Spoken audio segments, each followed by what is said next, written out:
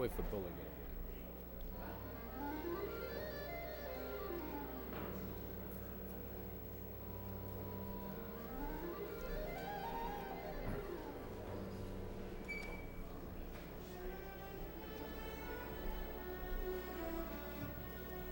Would everyone please rise while we recite the council prayer? Dear God, today as the session opens, we pray that your presence will be before us and everyone who serves in the decision-making process of our city. We pray for direction which will lead our city to be strong and unified. May we continue the legacy of our founders.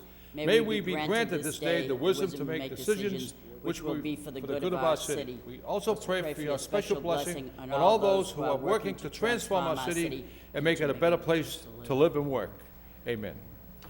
I pledge allegiance to the flag of the United States of America and to the republic for which it stands, one nation, under God, indivisible, with liberty and justice for all. Mr. Clerk, roll call, please. Councilor Martin. Here. Councilor Armand Murcia. Here. Councilor Rita Murcia. Here. Councilor Milanazzo. Here. Councilor Broderick. Here. Mayor Caulfield. Here. Councilor Elliott. Here. Councilor Kazanjian. Here. Councilor Lenzi. Here. 9 present. The chair would like to recognize Councilor Rita Murcia. Thank you, Mr. Mayor. I'd like to offer a moment of silence in darkened chamber for Phyllis Lutkus. She was the wife of the late Alvin Lutkus. Before retiring, she was a matron with the Lowell Police Department. She is survived by 2 daughters, Beverly McPhillips Pear and Tammy Capola, an employee in the school department. 4 sons, Ronald, Gary, Michael, and Jerry, an employee with the Lowell Housing Authority. She was also the mother of the late Alvin Lutkus, who died a few months ago. She was well liked, and I join with her family in expressing our deepest sympathies. Thank you. Thank you, Councilor Murcia. And the mayor would also like to have a moment of silence for Mary Newell, a loving wife, mother, grandmother, a pillar of the Calvary Park Little League for years with her husband, Dan, and worked tirelessly for the children, not only of the Highlands, but throughout the entire city. May we stand with a moment of silence in darkened chambers for these 2 wonderful people.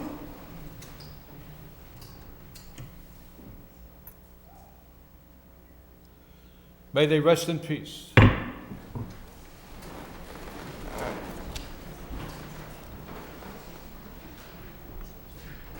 It is with great pleasure and honor that the mayor and the city council, the Lynch administration, recognize Ralph J. Lawson, director of the Lowell Treatment Center.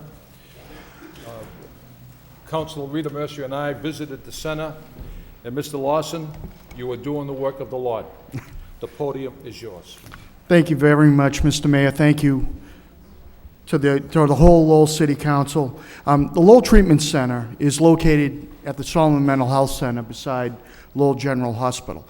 And what happens there every single day is literally children from 4 years old to 18 years old are taken care of in an inpatient setting at that hospital every day, and usually up to 26 children every single day, more than any other inpatient unit, I think, in the city, as far as children are concerned. And in addition to that, we have a outpatient partial hospitalization program that attends to scores of more people, and we actually have another family stabilization team that goes into people's houses and helps with parenting skills and doing a whole bunch of different work in teaching people portable coping skills that don't overly identify them as psychiatric patients and give them the best opportunity to live in the least restrictive setting possible. To that end, we've been doing this for about 10 years, and the mayor and vice mayor were there a couple weeks ago, and I can tell you, for children, when we first got the news that they were going to come, there was genuine excitement. There was pride amongst the children in wanting to show off what they had accomplished in their life. And after giving a little bit of the profile of some of the children that the mayor and vice mayor were going to see, we went into our classroom. And there was such a wonderful exchange between the mayor, the vice mayor, and 16 children who may have been gang involved, have endured traumas that are almost imaginable, have had a biological setback that has been the onset of what may be a major mental illness, that have had situational things happen that caused them to be in the hospital. But when they started to talk, they weren't talking about disease. What they were talking about were hopes and dreams.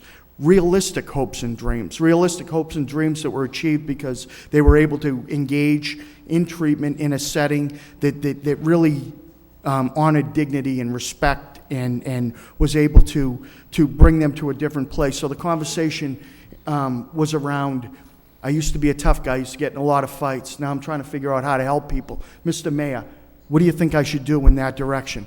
Mr. Mayor, I want to be a policeman, and I'm not really sure which track I need to do something like that. Or I want to work in this, or I want to work in that. And Ms. Vice Mayor, same kind of questions. It wasn't about hopelessness. It was about hopefulness. And then we went to another part of the hospital where children from 12 years old were. And it was the same kind of exchange, a little less sophisticated, but still the same kind of hope and that still same kind of energy around wanting to get better and wanting to have a productive life. And to that end, we're having a 10-year celebration on June 8th. And I would like to welcome the City Council, I know, and the City Manager, that you folks have probably got invitations in the mail. But I would really invite you to come and share just the 2 hours in the morning from 9 to 11. Congresswoman Nikki Songus was generous enough to offer to come down and share that moment with us. And we're hoping to have some other folks join us. But it's just going to be a recognition of the incredible work that so many people do at that treatment center pretty quietly. I can tell you 4 years ago, the Lowell police would have told you, we know where that place is. We see that place on a weekly basis. And they could tell you now, if we're there once a year, it's an event. And that's the kind of work that we've been able to do. And the thousands of people that have gone through there, I think could tell you that their lives have been changed. And to the public out there, if you need more information, if you have a child or if you have a parent or yourself need help, please give us a call. My number is 322-5161. And if you want to stop by the event to get information, just give us a call and we can put something together. But thank you very, very much for your time. And Mr. Lawson, before you leave the podium, it's true the children were happy that Council Mercer and I were there, but they also had much praise for you and the staff. They felt safe. They had a warm bed, and they've had someone surrounding them that cared. And that was said more than once. And I just want to let you know how happy we are that you're in charge of that facility, helping those children. And God bless you. And we're going to be there June 8th. And we promised we were going to have a basketball game with those kids. Right. And, they've been polishing up their game, Mr. Mayor, so they get... We'll have to polish up our game. Okay. But thank you so much for being here and giving a message out to the people of the city with great work you're doing. God bless you. Thank you very much.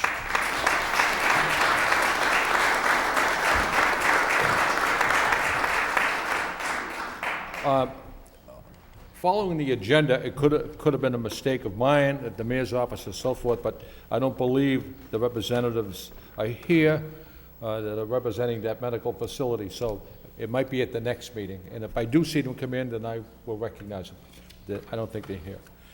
I'll entertain a motion to accept the minutes of the last meeting by Councilor Broderick, seconded by Councilor Milonazo. All in favor, signify by saying aye. Any opposed? The minutes have been accepted and placed on file. Moving on with the agenda, unfinished business.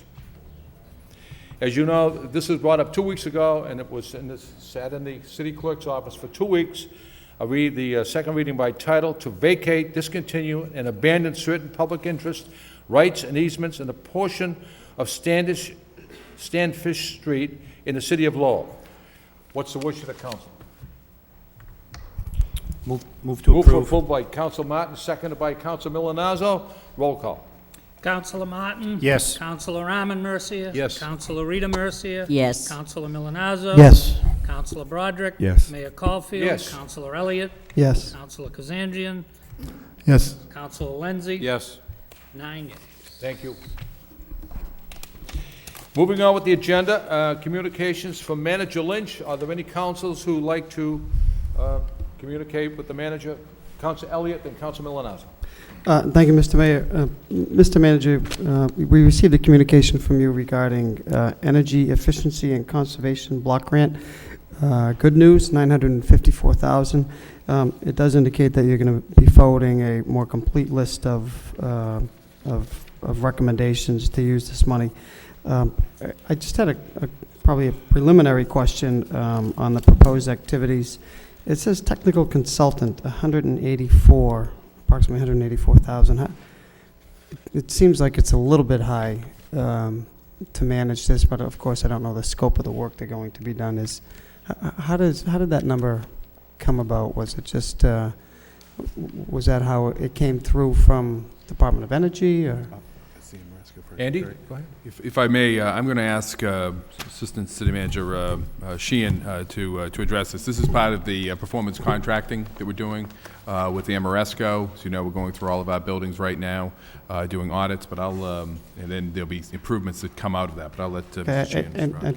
I know we do have to pay somebody to manage all of this money, but I'd like to see if we can get as much as we can into municipal buildings and school buildings, and you know, there's also a financial incentive for homeowners, commercial property owners, homeowners. So, Councilor, in terms of the consulting services, the price that's in that memorandum, the $183,600, is over the course of 2 years. The ESCO project, the performance contract, is going to be a long duration project. We're in the audit phase now. That's going to continue for maybe another 6 months before we have the final information on the audit.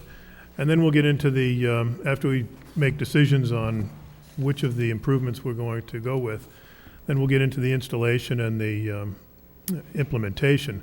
And throughout that whole process, we're going to need somebody to help us make the right decisions. And you know, this is not the type of information and work that we do on a regular basis. Some of it is, but we've also got the sort of the run-of-the-mill day-to-day activities of the city that we have to make sure that we don't lose sight of.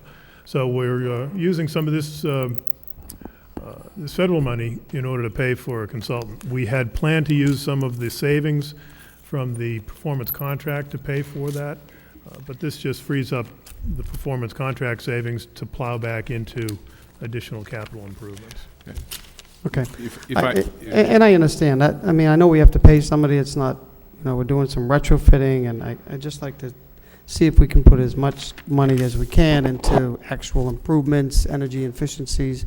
I know we talk about the city hall here, and Right, and this will allow us to put more of the performance savings into those improvements to make that project go further. okay. You bring it before us June 9th, so I'll look forward to that report. And it's great news that we're getting almost $1 million to make our municipal buildings more energy efficient. So maybe just one last question. Does that ESCO audit also do the schools as well, or? Not Yes, they've been in the schools already doing some of the preliminary audit work, also in the city building. So it will include the schools.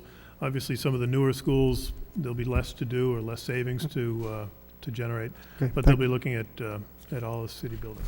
Thank you. Council Milonazo.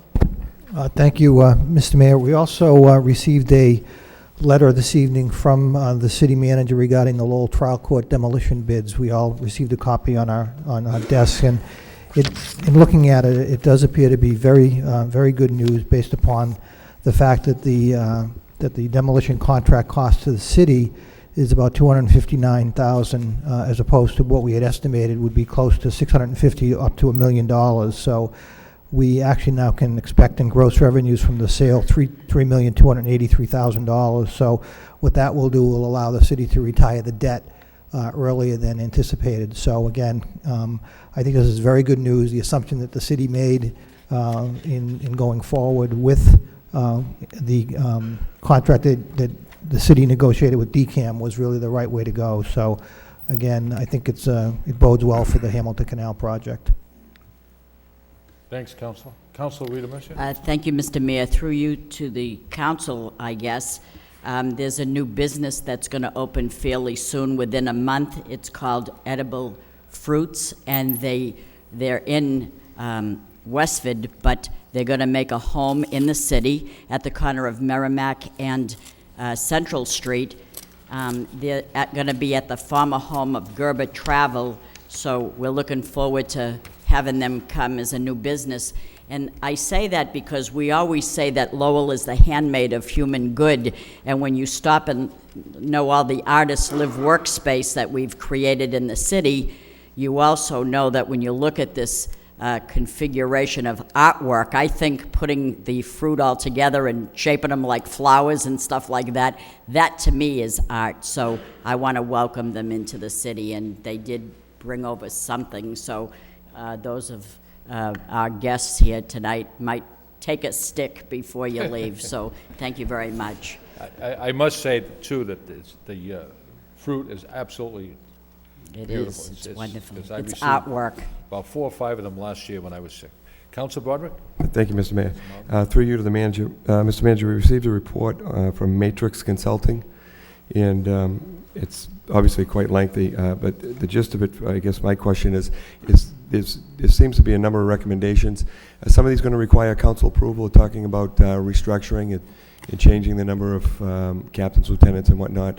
Well, much of it is just recommendations, and we're still in the process of reviewing it. I don't think, my recollection of the study is there isn't anything there that will require council approval, but we want to keep the council up to speed on it.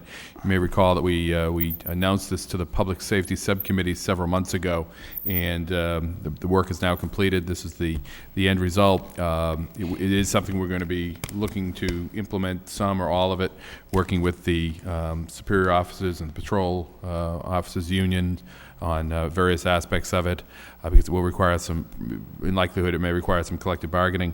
But we wanted you to see it simultaneous to it being released to the membership of the police department. The important thing I think is to point out is that, as I point out in my cover memo, is that the findings of Matrix, and Matrix is a really top-notch firm that does this across the country. They have found that our police department is in fact very well managed.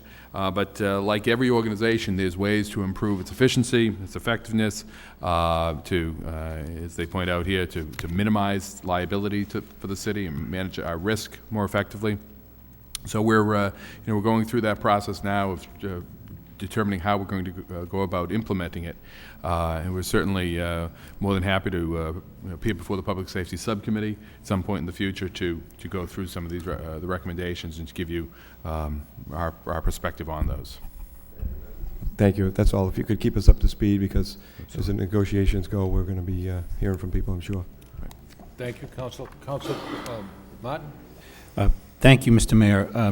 Mr. Manager, there's a report in here about street repaving and the streets, I guess, scheduled to be done this building season.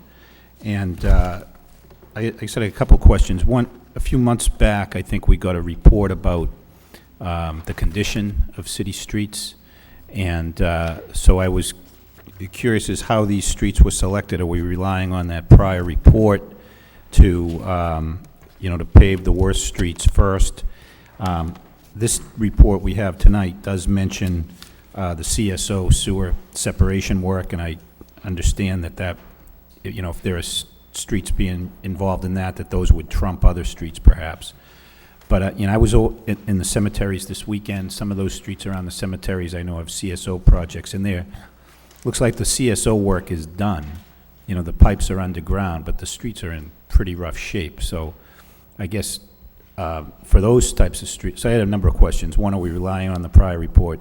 Two, are we not just going in and patching? I think at some point these are going to, hopefully these streets will be completely resurfaced. Is that fair to say? I would say yes. In many cases, and I'd have to look at the specific streets around the cemetery, there may be a case there where the trench just needs to settle before we go in and do the full repaving. But I'll ask the city engineer, she happens to be here tonight, and ask that she respond to the questions. Not sure of the order you asked the questions, but when the CSO work is done, and as well as some of that is also water work as well, what we would like to have them do is excuse me, do the work 1 year with some temporary paving and let everything settle over one winter season so it goes through a freeze and thaw cycle. And the final paving is done the following year. So, and as far as what was in that pavement condition index, the streets that were involved in the CSO project were not inventoried because we knew that the CSO project was going to pay for them. The streets on the list that you have that are being managed by the engineering department are off of the pavement condition index list. All right, so, thank you, that's helpful. People should know that if, a new sewer line comes down their street and they haven't seen any activity, to just be patient, right? That's right. We want it to give it some time so that when it's finally done, it's done right, and hopefully won't need to be done again for a long time. Exactly. And the other important point to note is, as you pointed out, the study that was done, pavement condition index, is the tool that we're using to determine the streets that need to be repaved. Right. The street I was on, the treatment that they receive, whether it be, full depth reconstruction, just an overlay, or a crack sealing, whatever is appropriate in that case. the street I was on was Quebec Street, but it's by no means the only street in the neighborhood impacted by this. That is the neighborhood that they have been working on. They did some work last year, and they're working on it now, so it'll get its final paving next year. Okay, thank you. Thank you. Councilor Lindsay? Thank you, Mr. Mayor. My question is in regards to the Songus Arena. I know some time ago when we signed the contract, part of that new contract was that we would get some information regarding upcoming events and periodic financials, and I don't know that we've seen anything. I know there's negotiations ongoing, but just to stay on top of it, I'd hate to see any of the parties lose interest and make sure that it continues to be a going concern and flourishes or stays busy. So I was just wondering about those reports. Mr. Manager? The Arena Commission met just last week with SMG to go over some of that information, and we'll pull that together and get that to the council. They literally just last Thursday they had their meeting to go over the reports and get the activity information, and so now we'll just forward that on to the council. Councilor Milonazo? Thank you, Mr. Mayor. If I could, just to circle back to the Matrix Consulting Group report, if I could move that be referred to the Public Safety Subcommittee so that we can get a report from the administration. So I'd like to put that in the form of a motion to have that referred to the Public Safety Subcommittee. Motion by Councilor Milonazo to send this to the Public Safety, the Matrix Yes. information to the Public Safety Subcommittee, seconded by Councilor Rita Mercer. All in favor of the motion, signify by saying aye. Any opposed? The motion carries.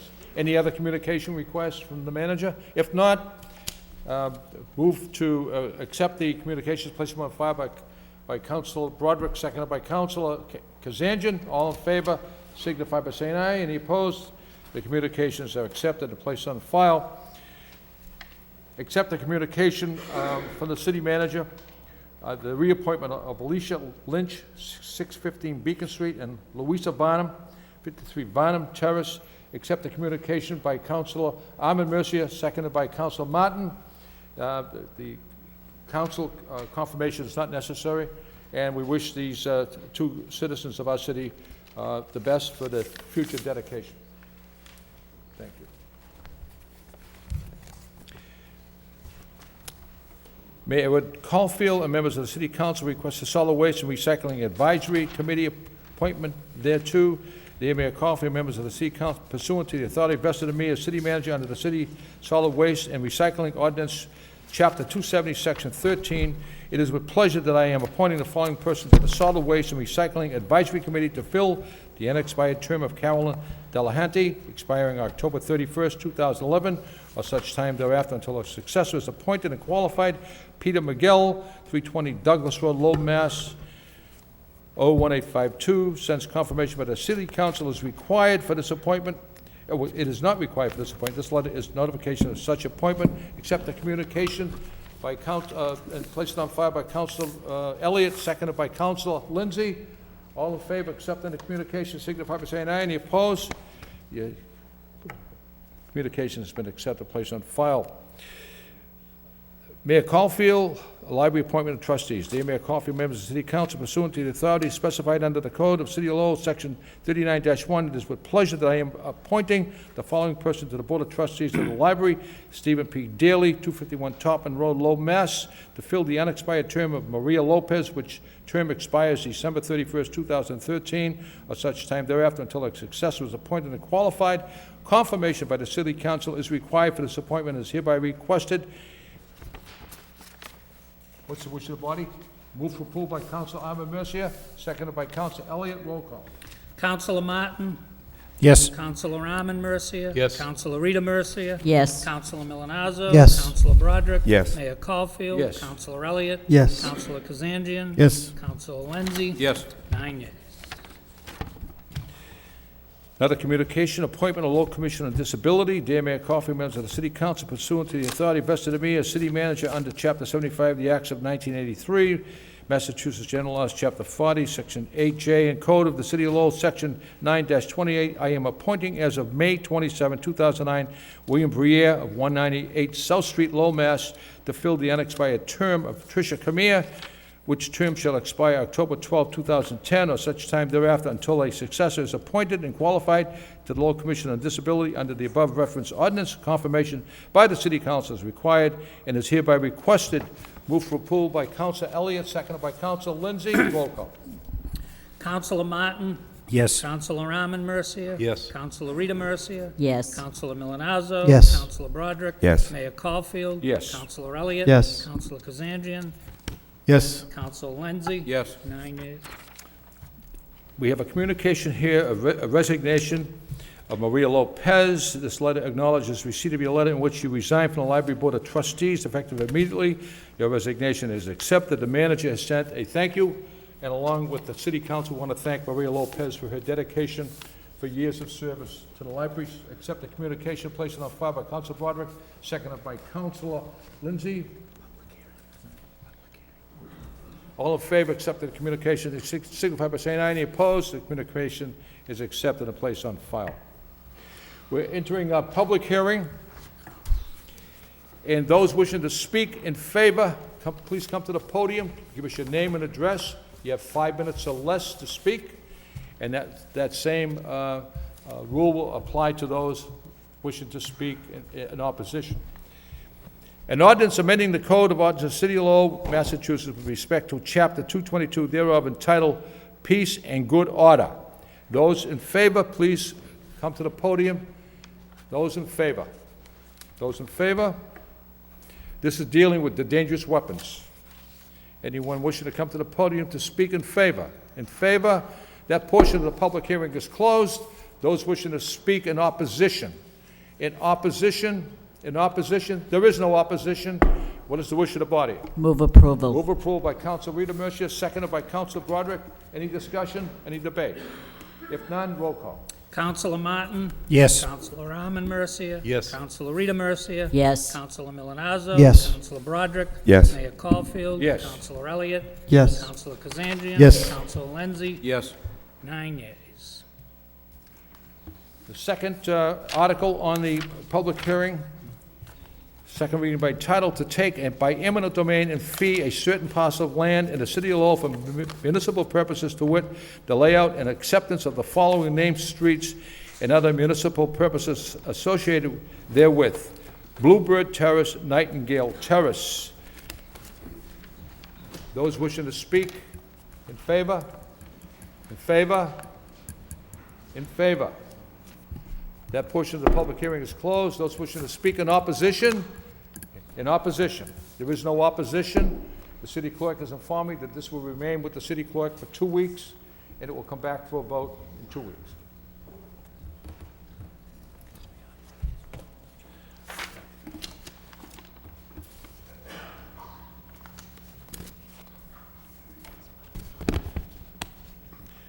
Moving on with the agenda, authorizing the city manager to apply for, to accept, and expend a Gateway City Parks grant from the Commonwealth of Massachusetts Executive Office of Energy and Environmental Affairs for the design of Phase 3 of the Concord River Greenway in the city of Lowell.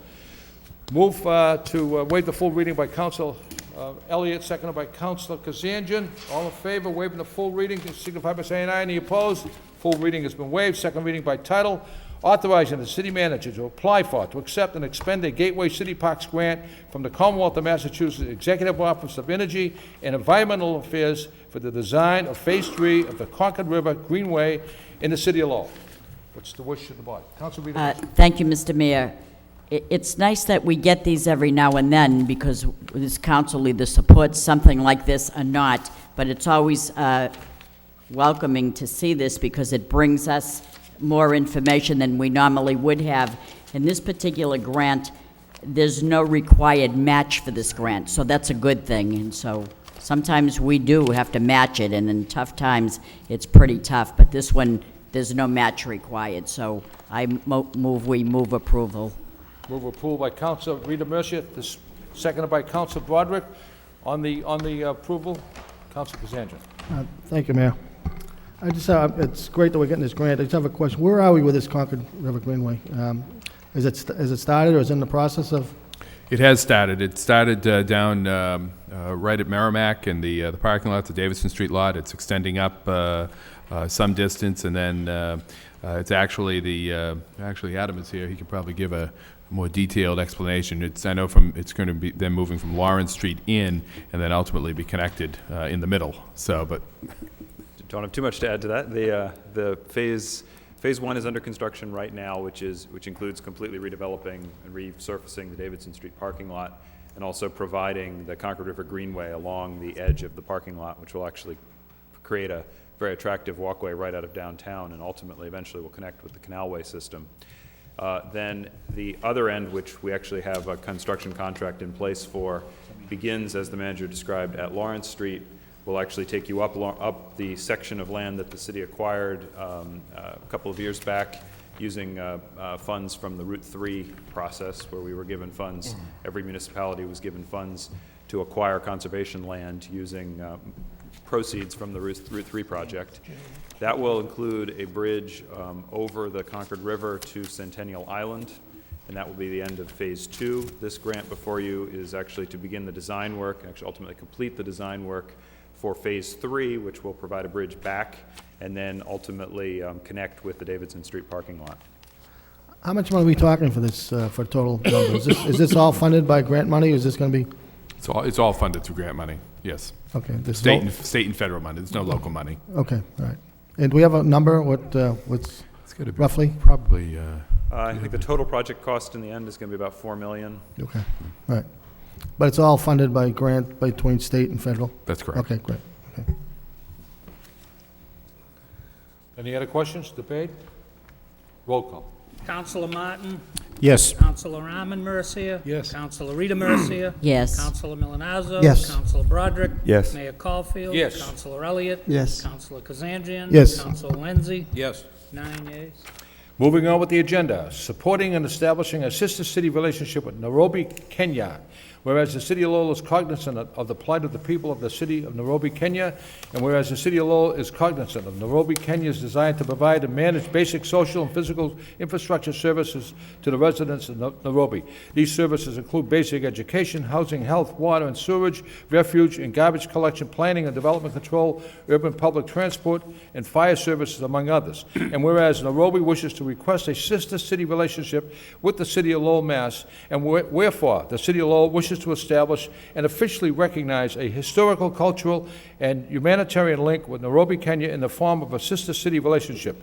Be it resolved by the City Council of the City of Lowell as follows: that we, the members of the City Council, be on record as supporting and establishing a sister-city relationship with Nairobi, Kenya. Be it further resolved that the City Council be on record as supporting the city's membership in Sister Cities International, an organization committed to establishing and maintaining mutually beneficial relationships among sister cities throughout the world. This resolution, adopted by a vote of the City Council of Lowell on the 28th day of May 2009, second reading by title, supporting and establishing a sister city relationship with Nairobi, Kenya. Any questions? Council Lindsay. Thank you, Mr. Mayor. Do we have a list of all of the cities that we are considered sister cities with? Or I know I was down in Columbia, South Carolina, and there was a plaque down there that called Lowell its sister city. But do we know how many sister cities we have? Or? We do. We could get that information from the clerk and the law department. Yes. Okay. Thank you. Yes. And as it states, this is a resolution, and it's just a relationship, a sister city between Nairobi, Kenya, and the city of Lowell. That doesn't mean that we're going to be furnishing them with equipment or money and so forth. Just that we are in a relationship with them, and they're a sister city of this city. Any questions? Roll call. Councilor Martin? Yes. Councilor Arman Mercia? Yes. Councilor Rita Mercia? Yes. Councilor Milonazo? Yes. Councilor Broderick? Yes. Mayor Caulfield? Yes. Councilor Elliott? Yes. Councilor Kazanjian? Yes. Councilor Lenzi? Yes. 9 yeas.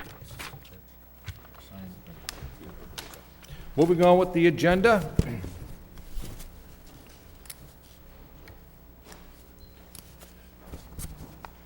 Vote, authorizing the city manager to enter a license agreement with the Portuguese American Civic League to encroach upon the city of Lowell property at 512 Central Street, Lowell, Massachusetts. Be it voted by the city council of the city of Lowell as follows, that the city manager is hereby authorized to enter into a license agreement with the Portuguese American Civic League to encroach upon the city of Lowell property at 512 Central Street for an overhanging awning to the extent of, and more particularly is described in Exhibit A attached hereto and made a part of this license agreement. Motion to waive the full reading by Councilor Milonazo, seconded by Councilor Arman Mercia. All in favor of waiving the full reading signify by saying aye. Any opposed? The full reading has been waived. Second reading by title, authorizing the city manager to enter into a license agreement with the Portuguese American Civic League to encroach upon the city of Lowell property at 512 Central Street, Lowell, Massachusetts. Any questions?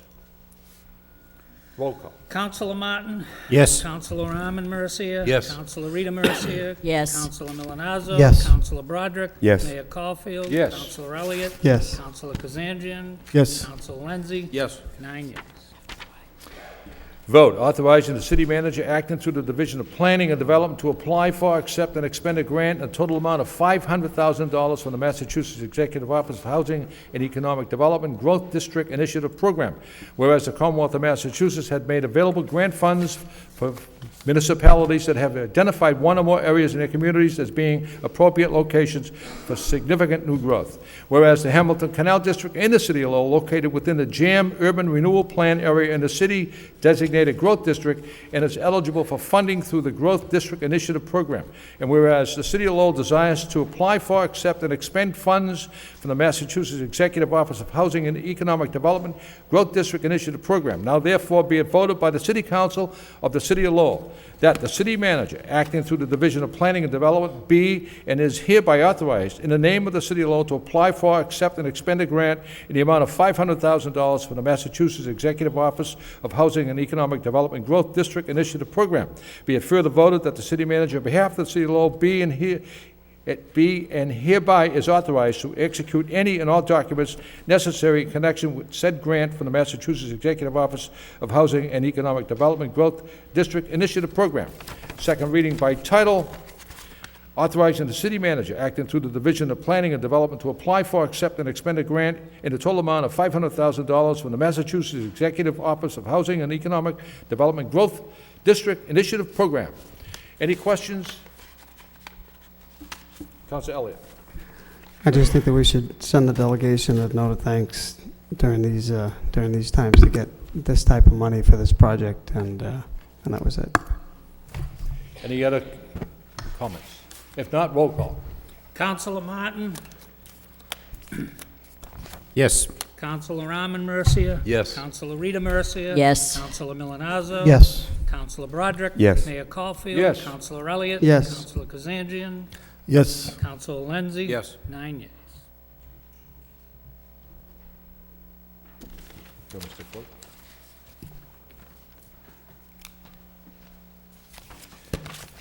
Okay.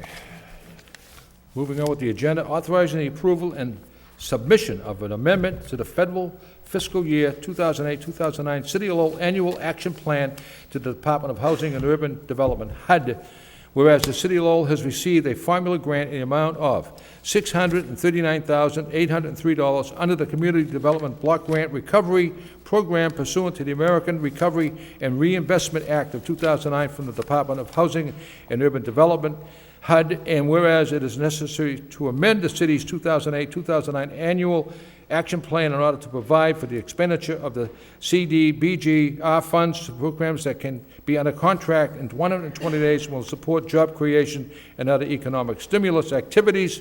Motion to waive the full reading by Councilor Elliott, seconded by Councilor Martin. All in favor of waiving the full reading signify by saying aye. Any opposed? The full reading's been waived. Second reading by title, authorizing the approval and submission of an amendment to the federal fiscal year 2008-2009 City of Lowell Annual Action Plan to the Department of Housing and Urban Development, HUD. Any questions? Councilor Milonazo. Thank you. I actually don't have a question, Mr. Mayor, but I just want to note for the record that this is very good news, getting the $639,000 CDBG recovery money. And if you go to the full report and just look at the organizations that will be benefiting from the $639,000, which I should say is actually leveraging another $600,000 in federal and state monies to create jobs. I think there's probably close to 200 jobs that will be created as a result of the CDBG recovery program. And again, you've got the Bank of America, CDC, the Architectural Heritage Foundation, their project over at Hamilton Canal. You've got the downtown best practices, retail practices, the downtown improvements, which have really, in my opinion, been long overdue, and there'll be $125,000 put to those. Economic development financial assistance for startup businesses, $230,000 to that. So again, I think it's a good comprehensive program, a way to help create jobs in the community and leverage additional federal and state money. So congratulations to the administration. Thank you. Any other comments? If none, roll call. Councilor Martin. Present.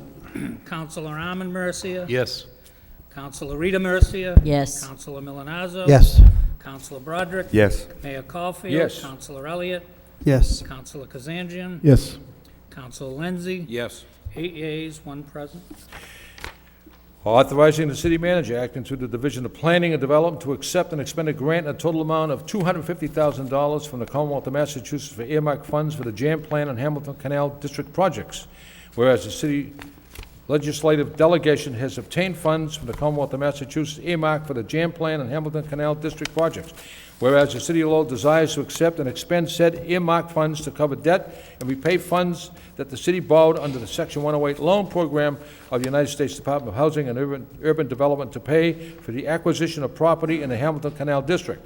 And whereas said earmarked funds must be expended during the current fiscal year ending June 30, 2009. Now, therefore, be it voted by the City Council of the City of Lowell that the city manager acting through the Division of Planning and Development be and is hereby authorized in the name of the City of Lowell to accept and expend a grant in the amount of $250,000 from the Commonwealth of Massachusetts to cover debt and repay funds that the city borrowed under the Section 108 loan program of the United States Department of Housing and Urban Development to pay for the acquisition of property in the Hamilton Canal District, and that the funds referred to herein shall be appropriated to the account entitled JAM State Funded Professional Services. Be it further voted that the city manager, on behalf of the City of Lowell, be and hereby is authorized to execute any and all documents necessary in connection with said grant from the Commonwealth of Massachusetts for the furtherance of the Jam Plan in the Hamilton Canal District referred to above. Second reading by title, authorizing the city manager acting through the Division of Planning and Development to accept and expend a grant in a total amount of $250,000 from the Commonwealth of Massachusetts for earmarked funds for the Jam Plan and Hamilton Canal District projects. Any questions? Councilor Rita. I just have a comment that I'm very pleased to see and recognize Senator Panagiotakis and our state representatives, Tom Golden, Kevin Murphy, and David Nangle, for their efforts to secure these funds. We don't hear sometimes only the bad, and we're always bickering, but this is truly a win for the city of Lowell, and I wanted to publicly thank them for their efforts. Thank you. Councilor Kazanjian. Thank you, Mayor. I also want to do the same thing. I just saw that also, and just, I think without the senator and the 3 reps that we have, we wouldn't receive the funding that we've just talked about tonight. Councilor Elliott brought it up earlier, and I think they're doing a great job, and like I said, we wouldn't receive this type of money. I'm sure some of the other cities and towns aren't getting this, and I want to thank them also. Any other discussion? The handprint of the state of Massachusetts is almost on everything we do. And it's on everything we do because of that Lowell delegation. And all the accolades that go their way are deserved. Roll call. Councilor Martin? Yes. Councilor Raman Mercia? Yes. Councilor Rita Mercia? Yes. Councilor Milonazo? Yes. Councilor Broderick? Yes. Mayor Caulfield? Yes. Councilor Elliott? Yes. Councilor Kazanjian? Yes. Councilor Lenzi? Yes. 9 yeas. On this next article, this next vote, Mr. Joe Cady would like to address the council. Let me read the vote first, and then, Joe, you certainly can go to that podium. We want to thank you, too. Vote, authorizing the city manager on behalf of the city of Lowell to accept a gift from the Boston Road Club Incorporated of $1,000 for use by the Parks and Recreation Department. Whereas the Boston Road Club Incorporated desires to donate $1,000 to the city of Lowell to assist with the cleaning and improvements of the walking, biking trails at Shed Park.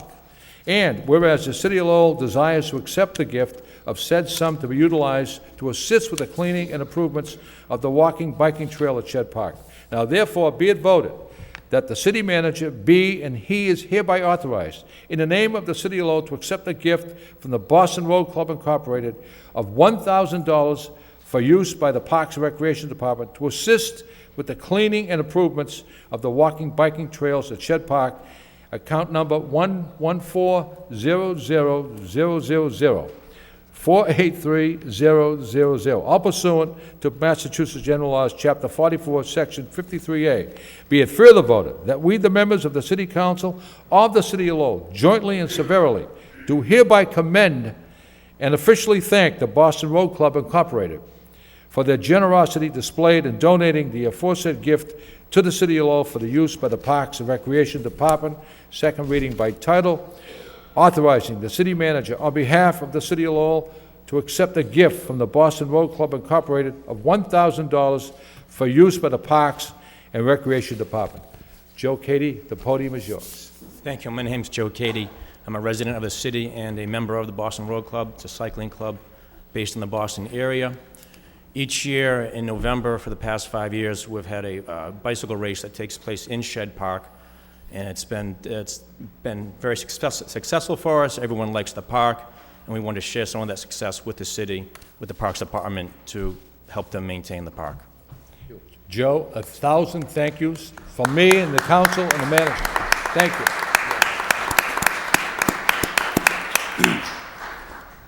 Roll call. Councilor Martin? Yes. Councilor Raman Mercia? Yes, and thank you. Councilor Rita Mercia? Yes, and thank you. Councilor Milonazo? Yes. Councilor Broderick? Yes. Mayor Caulfield? Yes. Councilor Elliott? Yes. Councilor Kazanjian? Yes. Councilor Lenzi? Yes. 9 yeas. Joe, thank you very much. And I know that the youngsters and the citizens of this city will benefit from that donation. Thank you. Moving on with the agenda, we have four, okay. Can we take them all at once? Yes. Yes. We have 4 requests for a license agreement, sidewalk seating at Courthouse Deli, 155 Merrimack Street. Vote It's a license. Middlesex Street. That should be a correction. It's It's Middlesex Street? 155 Middlesex Street. Thank you, Councilor Mercier.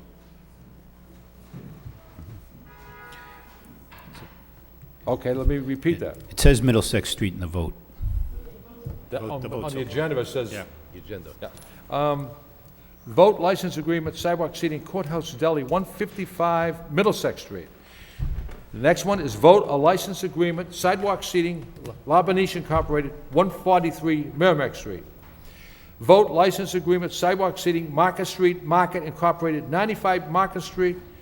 And the fourth one is vote license agreement, sidewalk seating, Groovy Grub, 96 Merrimack Street. Move for approval by Councilor Elliott, seconded by Councilor Martin. Any discussion, any debate? If none, roll call. Counselor Martin? Yes. Counselor Armin Mercia? Yes. Counselor Rita Mercia? Yes. Counselor Milonazo? Yes. Counselor Broderick? Yes. Mayor Caulfield? Yes. Counselor Elliott? Yes. Counselor Kazanjian? Yes. Counselor Lenzi? Yes. 9 yeas. The last article on the manager's agenda, Mayor Caulfield, members of the City Council, Board of Health, notice of reappointments. Dear Mayor Caulfield, members of the City Council, pursuant to the authority vested in me as City Manager under Massachusetts General Laws, Chapter 111, Section 26, is amended by Chapter 60 of the Acts of 1997, is further amended by Section 312 of Chapter 159 of the Acts of 2000. I have reappointed the following to the Board of Health: Dr. John Donovan, 21 Barrett Avenue, Lowell, Mass., and Joanne Keegan, 67 Raynor Street, Lowell, Mass., which terms expire February 6, 2012, or such time thereafter until a successor is appointed and qualified. Under the above referenced statute, confirmation by the City Council are required for these appointments and are hereby requested. Motion to approve by Council Rita Mercia, seconded by Council Broderick. Any discussion? Before we take a roll call vote, these two citizens have dedicated years of service to the Board of Health, and thank you, Mr. Manager, for reappointment. Roll call. Counselor Martin? Yes. Counselor Armin Mercia? Yes. Counselor Rita Mercia? Yes. Counselor Milonazo? Yes. Counselor Broderick? Yes. Mayor Caulfield? Yes. Counselor Elliott? Yes. Counselor Kazanjian? Yes. Counselor Lenzi? Yes. 9 yeas. Any subcommittee reports? Subcommittee reports? None? We're going to move on with the agenda. On the petitions, miscellaneous, ME Restaurant, 602 Merrimack Street, request a vinyl awning sign, refer it to the Law Department by Councilor Lindsay, seconded by Councilor Kazanjian. Robert Gigwa, 432 Adams Street, request to address City Council regarding charges of late fees. Is that gentleman here in the chambers? If not, we'll refer that to Manager. to the City Manager. Accept the place on file. Refer it to the City Manager. And there's 3 property claims referred to the Law Department by Councilor Elliott, seconded by Councilor Milonazo.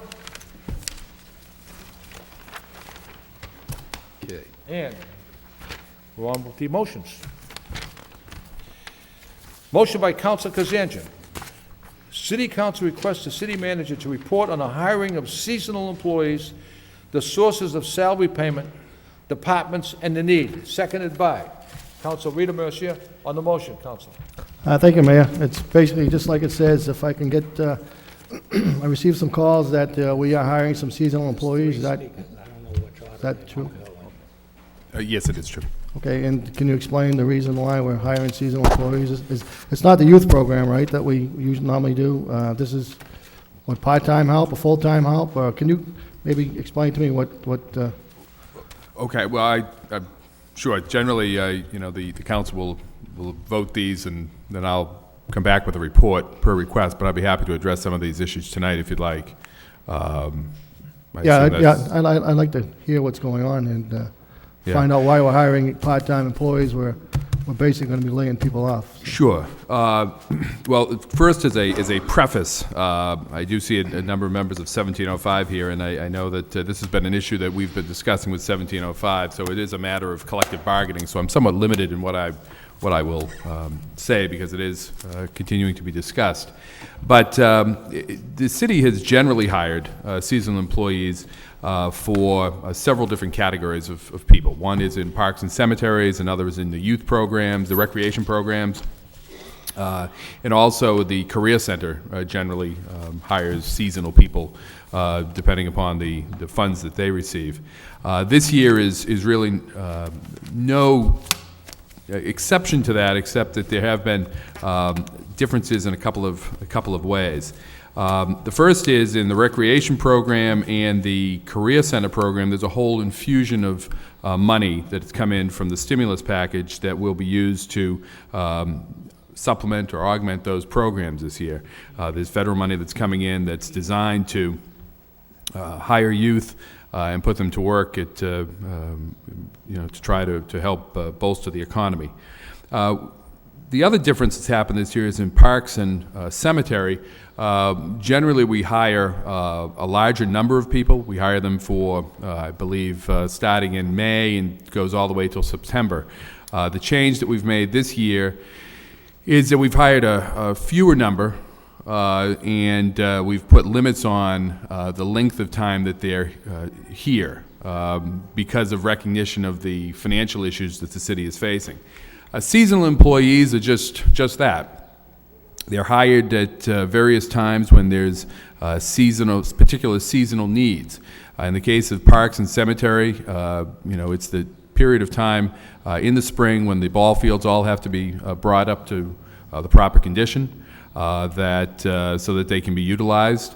It's also, the time of year when we go out and we do work in the parks and the cemeteries to improve their appearance for the neighborhood that they're in, as well as just the general appearance of the city. The idea behind it, of course, is that unfortunately we don't have any control over the growth of grass, so that we can spread it out across the entire 12 months. It only grows at a very set period of time. The winter debris that needs to be picked up is only there really in the spring period.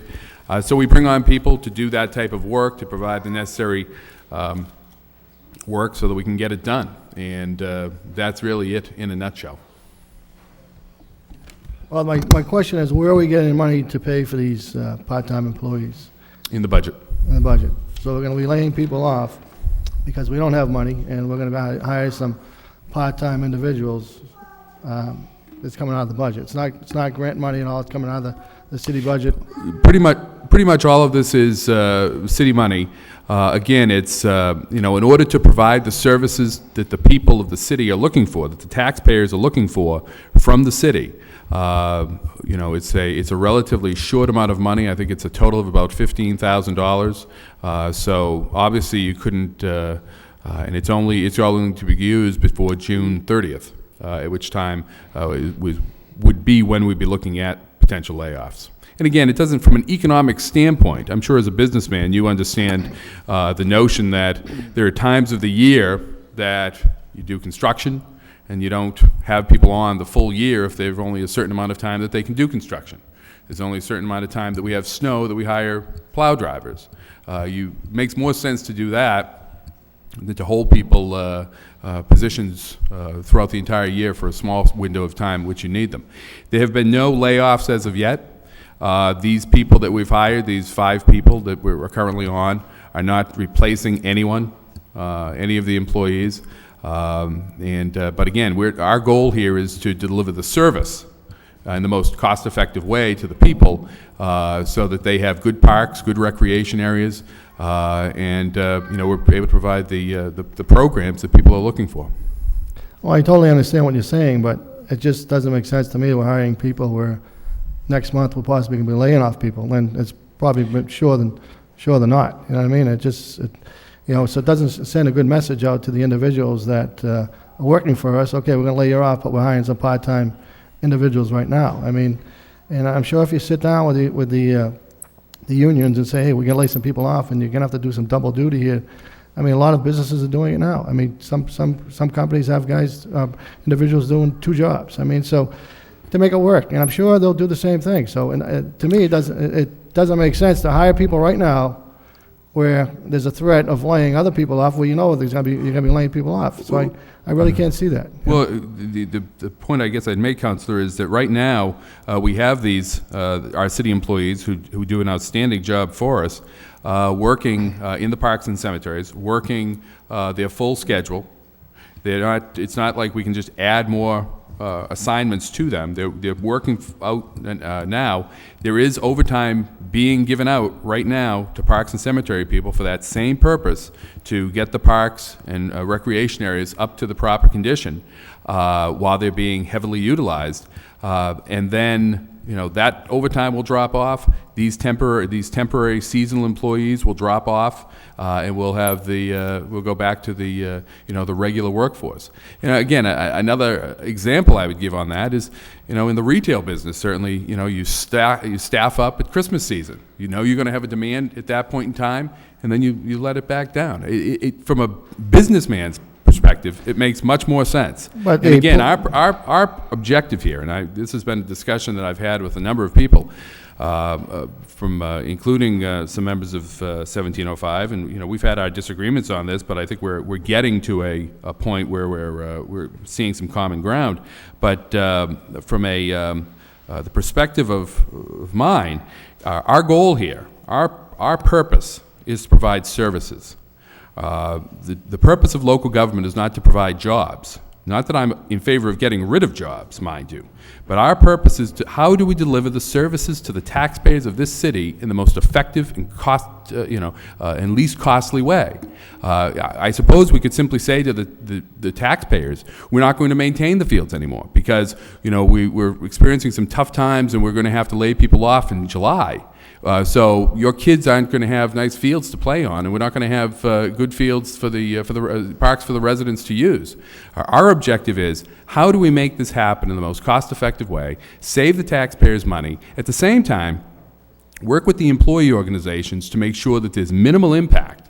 And I have to say, the 1705 has been tremendous to work with during these very difficult budgetary times, and hats off to them. And they've, we're bending over backwards to maintain and save as many of those jobs as we can. And in some respects, if you really run the numbers, the $15,000 that we're spending here to make those fields work actually saves the city money that allows us then to maintain more jobs. Again, if we wanted to say that 15,002, we could simply not do the work. But I think the residents of the city would be very disappointed that the city made that decision. Well, see, I would take a different approach. I would reach out to some of these youth organizations and see if they can help out by cutting the fields, where instead of hiring individuals where it's going to cost the city taxpayers that much more money. Reach out to the PYO president. Reach out to the Highland president and the Shed Park president. Reach out to them and see if they're willing to help out instead of hiring individuals. Has that been done yet?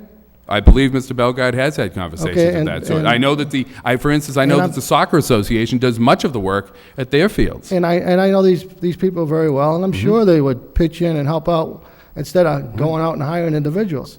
I mean, what you hire people, it's going to cost the city money. That's the bottom line. So if these different youth organizations are willing to help out, it's going to save the city $15,000, $20,000. I agree. So keep in mind, though, before I hire these individuals, I would get a commitment, either yes or no, from these youth organizations.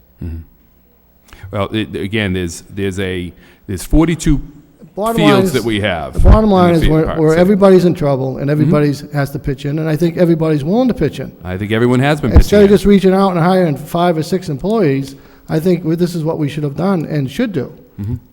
Well, we do that to a very large extent. A number of those organizations Well, help out. I don't A number see of those anybody organizations stepping help forward out. and helping out, we so I don't think it's been done, so. Well, again, I'll go back to Mr. Bellegarde and talk to him about this, but I know that Mr. Bellegarde has been working on very similar types of efforts, but, there's a limit on how much the volunteers can do as well.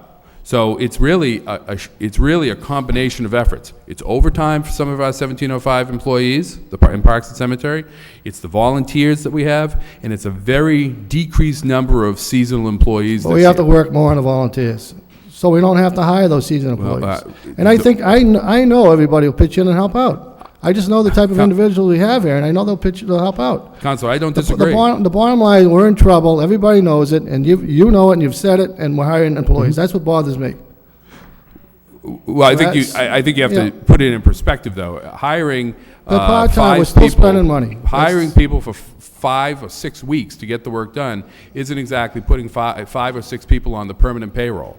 I know they're not permanent, but it's still spending money, and we have to watch every dollar and every penny. Council, we have 3 people registered to speak, and the chair and the council wants to thank members of 1705 being here in the council chambers, and you're a class act, whether you're here in the council chambers or out doing work in the city. We appreciate it. I'd like to recognize Keith Rudy to come to the podium, please. Good evening, Mr. Mayor, City Manager, and City Councilors. Been a long day. Been in City Hall probably since about 9 o'clock this morning. We've been doing a lot of meetings. I just wish the meeting between the manager and I had happened prior to him hiring the seasonal workers, because I think we made a lot of leadways after we had a 2-hour meeting today. I'd have to agree that I don't think 1705 workforce is fully utilized. I think if you have guys in the parks and cemeteries that are working overtime to the extremes that I believe they're not, the manager says they are, then that's fine. I don't hear that from my workers. I hear that they're not working enough overtime. But with that said, I think we have employees in other departments who could jump in. I think when you ask the employees to give a 3-day furlough, 1/5 of their pay for 3 weeks, and then hire temporary employees to come in and do some of their work at the end of the year, I feel was a bad faith the discussion with the union. I don't agree with the manager on his stance with that. But with that being said, we've moved on. I really feel that the 1705 employees are going to be laid off. They're going to be getting a laid off notice now. My understanding is probably as soon as next week. And through our discussions with the manager about maybe some of our employees replacing some of these seasonal employees, I don't know how my employees are going to take to that. I just think that I really feel deep inside as a person, and I know some of the board members might not agree, but I feel that being a union rep for 20 years, I really feel that this was a bad faith negotiation to us. Hiring seasonal employees to come in and do all people's work as we took a 3-day furlough. And my understanding, some people even asked to work Friday when we were on a furlough day. So with that being said, I want to say that, again, we want to work forward. We want to work with the union, the city. We always have. And it isn't just about this administration. It's about our supporters in the council. It's about the taxpayers, the small business people. And with that being said, the executive board and the president of this union, we're taking a vote Thursday to have a wage freeze for 2010, which we're supposed to get a 3% in July. And I'm going to urge my members to take the wage freeze so that we can help the city out during these tough times. But I just want to say and send the message loud and clear that we hope, and I really hope to the manager, that prior to something like this happening again, that me and the manager and I can sit down in the room and talk over our differences, not after the fact, but before the fact. So we don't have to show up here again and say, you know what, we feel we are snookered. And I'm sorry if people feel that, you know, I'm being a little strong. That's the way we feel. That's not me. I had a union meeting last Wednesday. Normally 20, 25 people come. We had 140 people there. They were very upset that we're hiring seasonal employees. I really don't think we utilize other employees in-house. We could have avoided putting these 5 people on. It wasn't so much of what we're spending as it was symbolic, that we worked with you. We gave up a 3-day furlough, and yet you still went out and hired. And with the hiring freeze on, you didn't tell 1705 you only had a hiring freeze on. You told the city councilors, other than essential personnel, there's a hiring freeze on. I don't feel it was enacted. Thank you for your time. Thank you.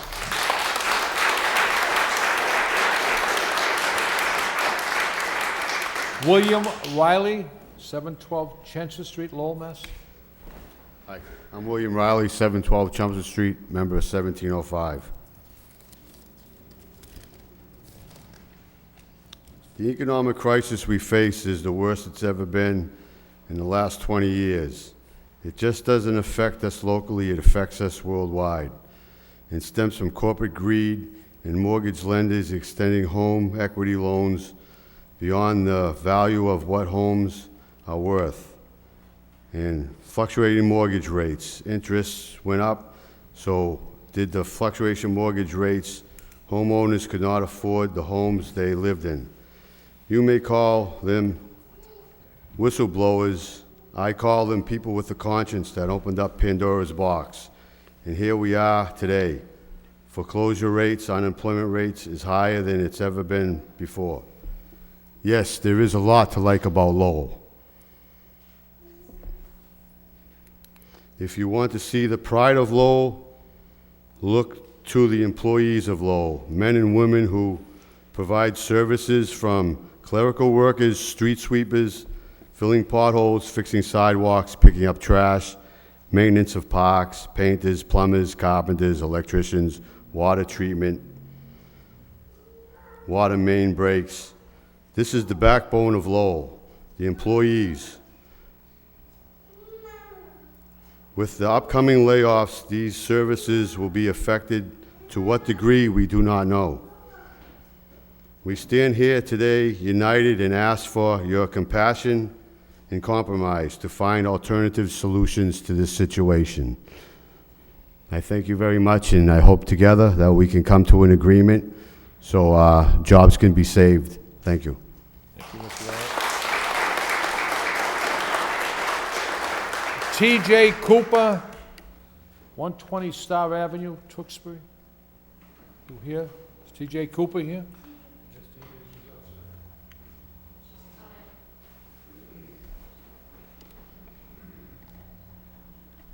Not here? Okay. You're not going to speak? Okay. The chair would just like to say, I think the two members of 1705 that have spoken, I think they have put it right out in front, and we all know that we are facing the worst fiscal crisis since the Depression. That was in 1933. I know there will be layoffs in the city, across the board. And I too don't agree with hiring temporary help if you're going to be laying off full-time help. So that's where I'm coming from. And Mr. Manager, I hope we can work this out and work with the union and come up with a solution that's sensible to everybody. Council Rita Mercer. Thank you, Mr. Mayor. Through you, Mr. Manager. So it's a moot issue because you already hired temporary help. Is that what we're hearing tonight? We do have seasonal employees through June 30th. There are 5. At the request of Mr. Belgard, I did put those on, yes. And if I had to have my choice would have been out of respect for people that sacrifice, that make the lowest wage in all the unions, that come together and give 3 days so that others, those that make more, will not lose their jobs either. So, I mean, solidarity is one thing, but the fact remains is I don't know how you can hire temporary people when you're going to be laying off permanent people. To me, that just doesn't make sense. So that's where I would have stood, and that's what I'm saying on the table, whether the place is full or not. That would have been my opinion. Maybe I'm wrong, but that would have been my opinion because it's the message that it shows, and that would have been my message. The people coming on temporarily did not sacrifice anything, and boy, wouldn't I like to tell Mrs. Smith that I'd like to hire your child for the summer, but we just can't do it this year because times are tough for those that have families and are here already. That would have been my opinion. Having said that, I'm concerned about a public notice that I read in the paper, Mr. Manager, regarding the build-out of the Edward Early Garage for a bid that's in the paper and legal notice Sunday to build out the for the police training center, and I'm wondering why it's going out to bid and why we can't hire our in-house land and buildings people for this particular issue. Do we know why we're hiring, sending it out to bid? We're putting it out to bid because our people have been busy with the police, the 911 center that's still under construction. It's nearing completion, but there's a backlog of other projects that need to be done that they'll be utilized on, and we need to be able to move forward and get that done to really achieve the savings that the council asked me to achieve with regards to moving the facility to that site. As it is, we're not going to be able to get in there as quickly as we'd like, and that's the fastest way to do it, and it's the most economical way to do it. I just hope we're not underutilizing our own people. Not at all. Because I certainly feel that they could do it. They did the build-out for Garcia Brogan, and I don't know. And I don't understand why... The city employees didn't do the build-out for Garcia Brogan. Was it in-house? No, those were... That went out to bid? Garcia Brogan had to do that work themselves. But our own people were in... No, they weren't. No. They were not. None No, of they were our not. people were in the garage? No. Is this money, is there grant money available as well for the build-out of this facility? It's the bond money from the garage project. And our city workers can take part in that, not because it's bond money, but Is there a There are stipulation? there are limitations on the use of that money. It can't be used for salaries of city employees. But before we go out, I think we can save money with our in-house land and buildings workers, and I wish we would utilize them to the best of their ability without making them half dead, but I'm sure that they could do it. This is an effort that we have to save money, and I firmly believe in the motion that Councilor Kazanjian put forward that I can't see you hiring temporary help. That's my opinion.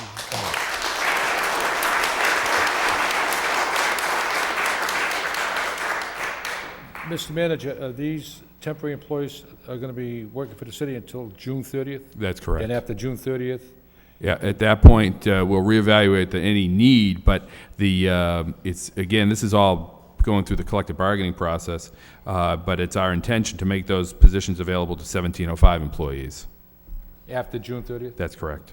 After there's, once we go through the layoff process. Councilor Elliott? Thank you, Mr. Mayor. I do understand, after the explanation, Mr. Manager, the reasoning behind it, and it's $15,000, but I have to say, when I saw the motion, I was a little taken aback. I had seen Mr. Rudy a little bit before that, so I was glad to get the explanation, the reasoning behind it, but I have to agree with my colleagues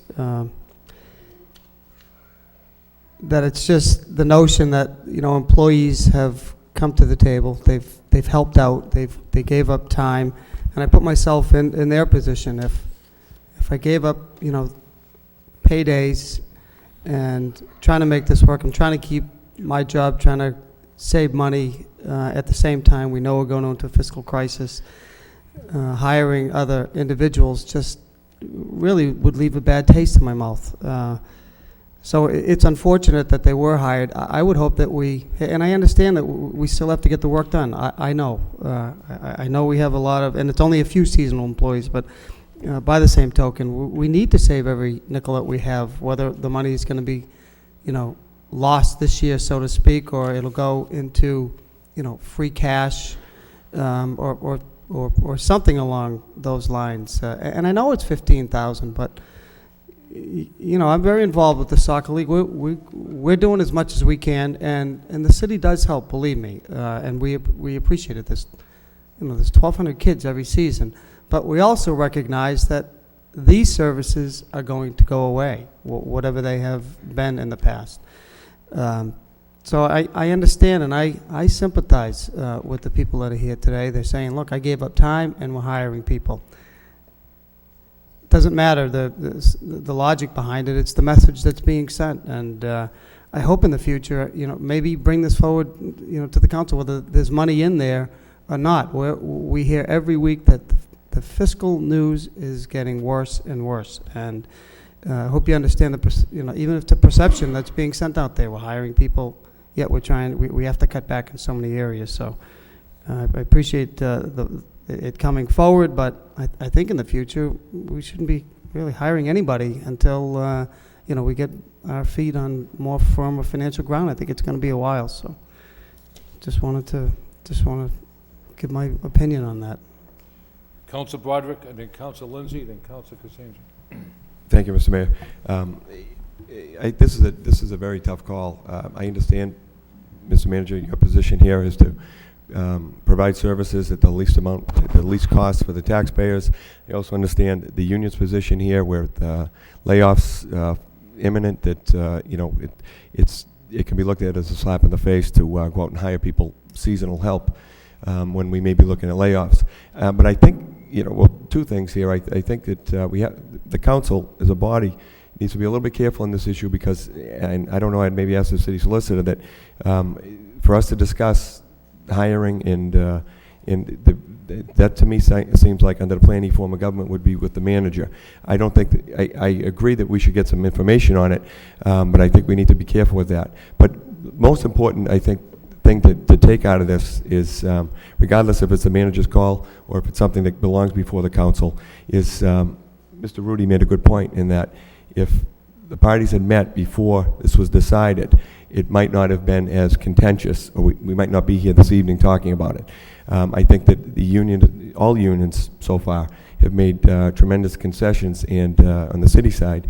And, you know, if we want that kind of cooperation, we have to at least keep the communication lines open and treat that relationship with that type of forthcoming respect, so that everybody knows what's going on and what to expect. Because at the end of the day, Mr. Manager, you have to come to us and tell us we either have to hire seasonal help, or we're not going to be taking care of the parks or the cemeteries, because we can have 4 or 5 youth organizations maybe help out with some of the parks, but that's not going to help union people stay employed either. So we've got some counterproductive or some counterbalancing to do here. You do, I think. But I think at the end of the day, Mr. Rudy has a job to do for all of his members, and that is to protect them, and to go, and he's going to go to them and recommend that they take a 3% wage freeze. I think that's tremendous, and I think that we have to respect that, and at least keep him in the loop if he's going to be the guy going back to them and asking them to help us. So I don't know if it's something that you know, the council can get involved in, but I think that certainly maybe the key here is to understand that we need to communicate with the unions, and as we go forward, this type of problem, the decisions are only going to get more difficult, and we all know that. This is the beginning of it, and things are going to be very difficult for everybody. You know, so I think that it's maybe a good lesson to learn now is to make sure that we communicate and we keep everything open so that everybody knows what's going on, and we can agree or disagree on an issue, but everybody should have the information so that everybody's on a level playing field. No pun intended. Thank you.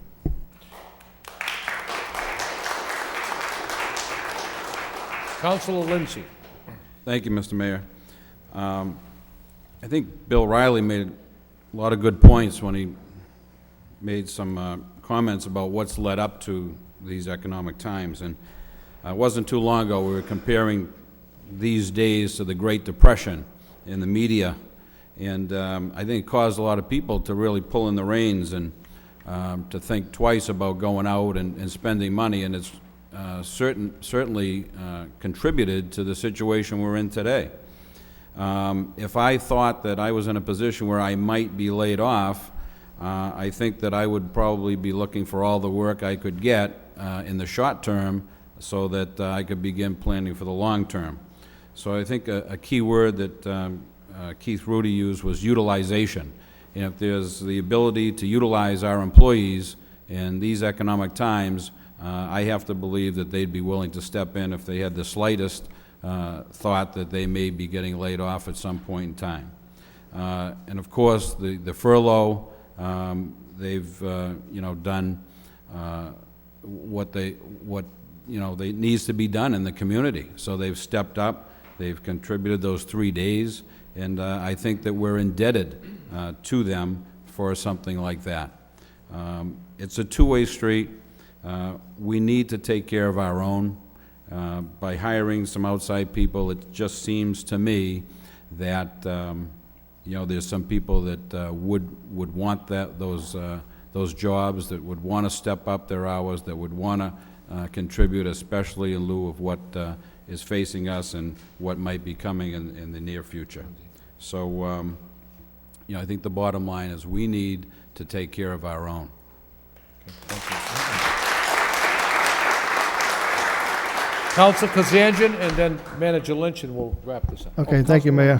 This is actually to the manager. Going back to the parking garage, or the 911 center, when is that going to be complete? Any idea? The report that we gave the council last week is that we're looking at the end of June, beginning of July for that to be completed. Okay, so it's right around the corner then, right?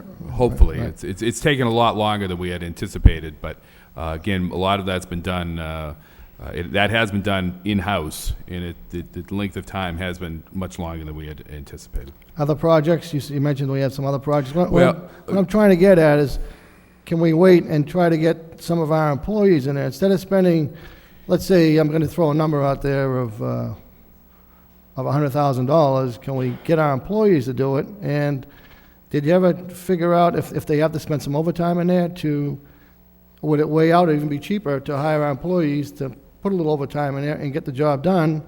It might be less because you're paying these people prevailing wage, is that correct? If you that's hire outside? That's right. Okay, so it'd probably be cheaper to hire our own employees at overtime rate than it would be to hire a private contractor at a prevailing wage, correct? Generally speaking, there are a couple of issues. One is the length of time it takes to do it in-house. Is that done, does it take the same amount of time, or does it take a longer period of time? And the other issue that seems to be missed, that I mentioned, was that this is bond money. There are only certain allowable costs that you can put through a bond.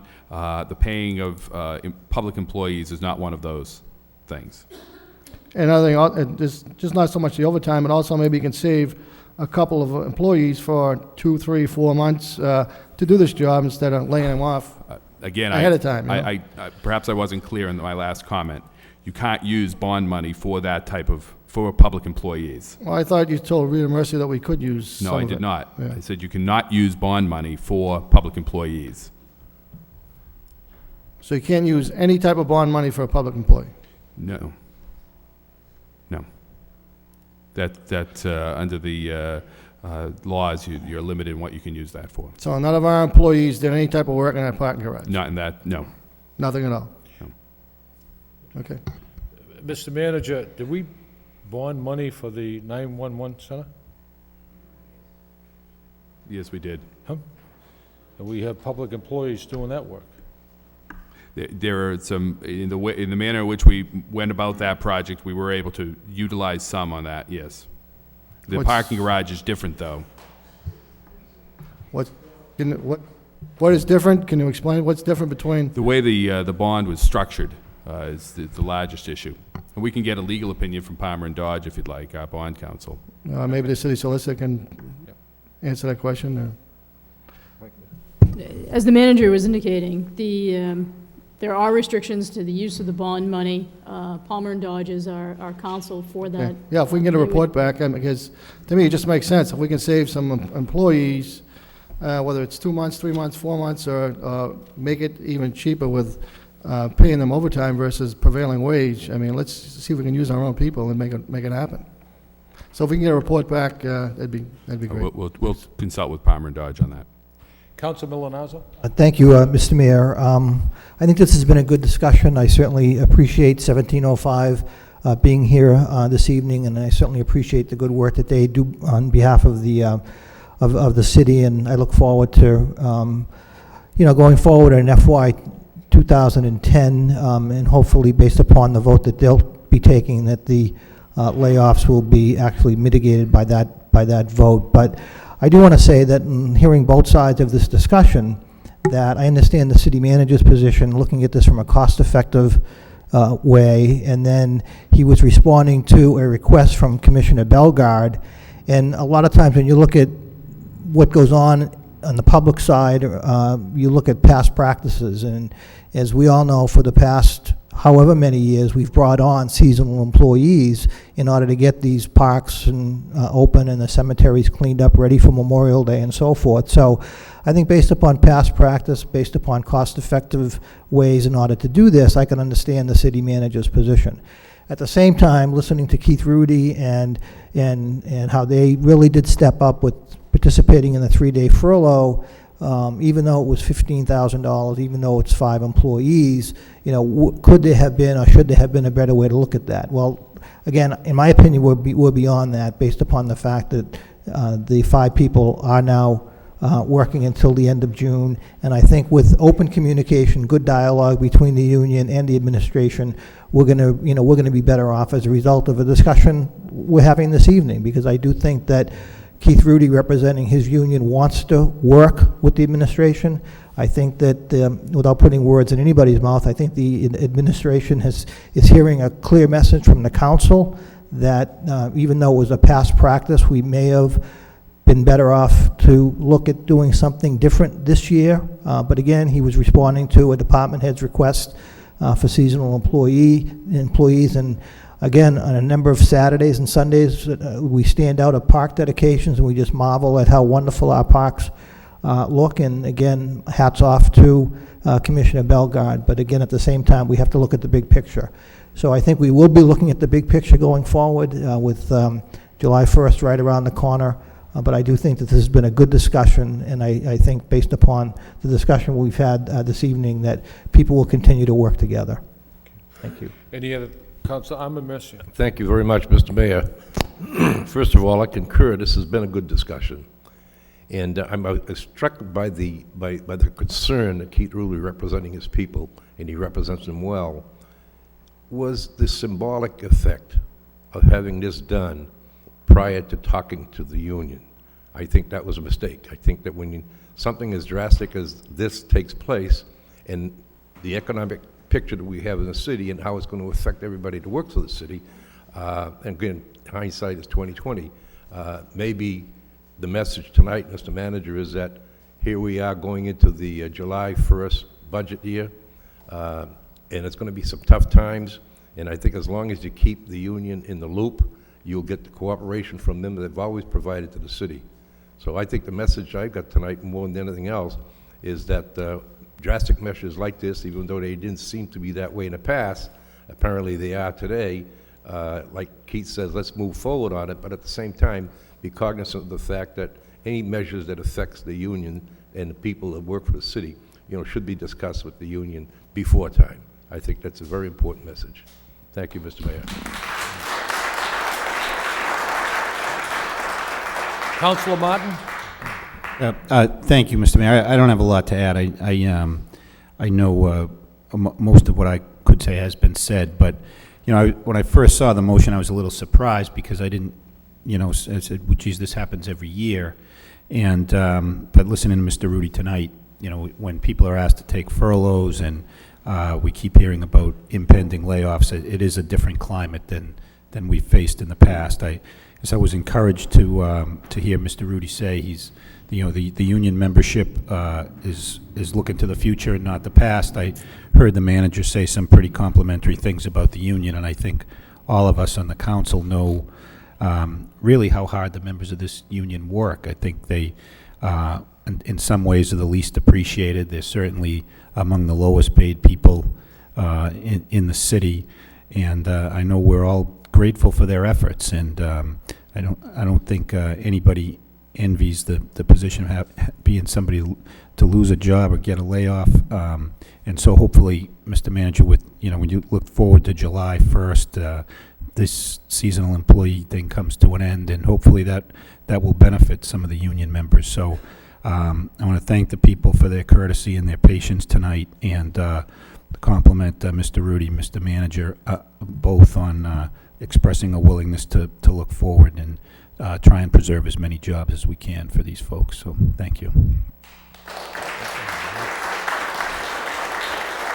Councilor Elliott, and we'll wrap this up. Just briefly, I wanted to follow up, Mr. Manager, on what the mayor had mentioned with the E911 center. How was it that we were able to use, as we should be, to save money? How is it that we were able to use in-house labor on this project and we're not able to on the upcoming? We're going to review that with Palmer and Dodge and see what we can get on a ruling for that. I know that's generally been the case, that in my experience is that there's limitations on using effectively what the bond council has indicated in the past has been that you can't use bond money for general operating costs. It has to be for capital. Public employees are considered to be operational costs, but we're going to review all of that with bond council and get back to the council with that finding.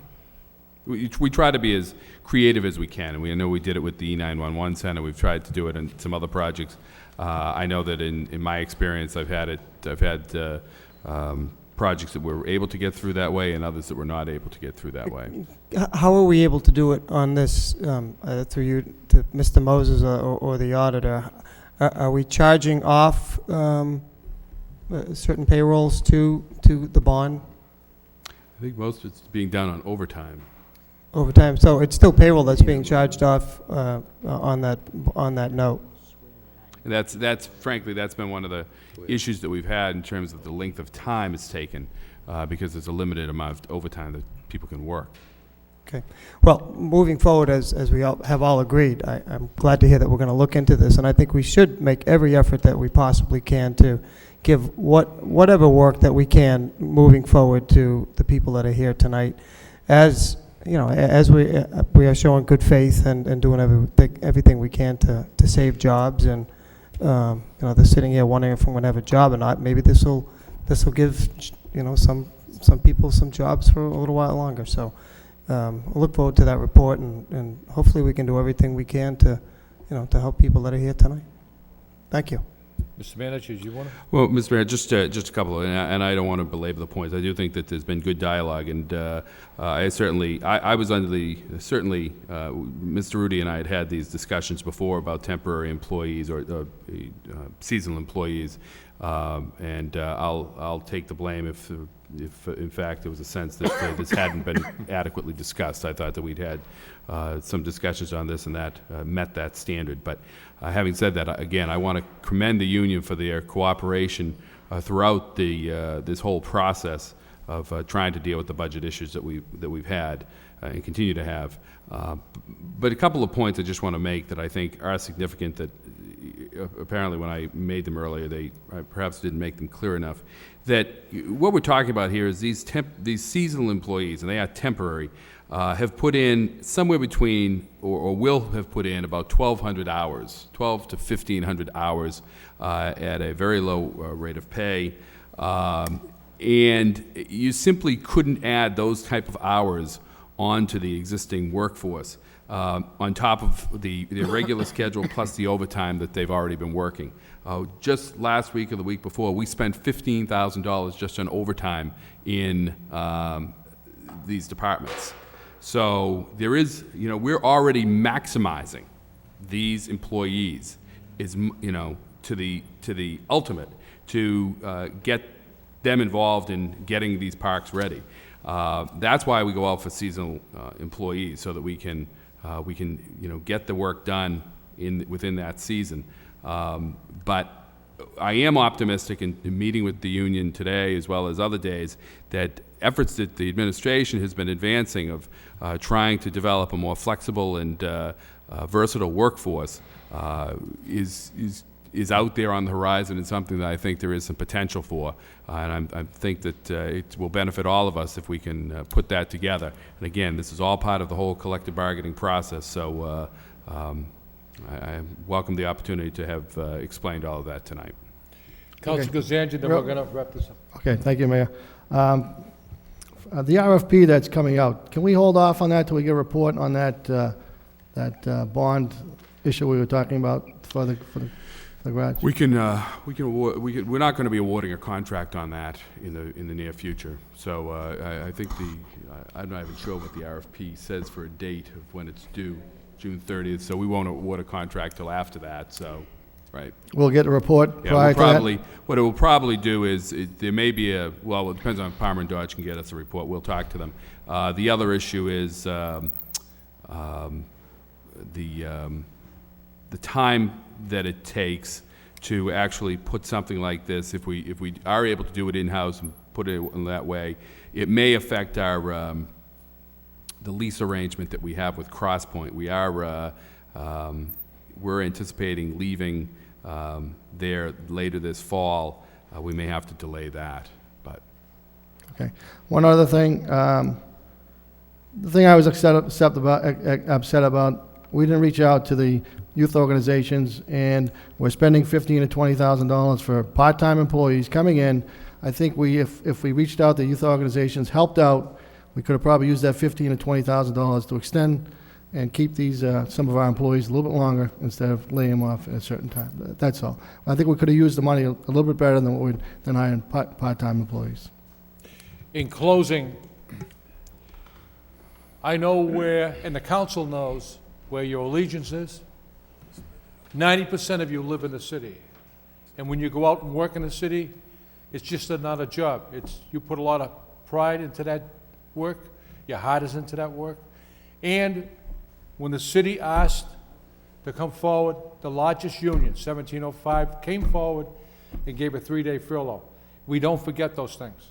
And I want to thank you for being here. It was a good dialogue that we had, and hopefully something good will come out of this in the future. Thank you.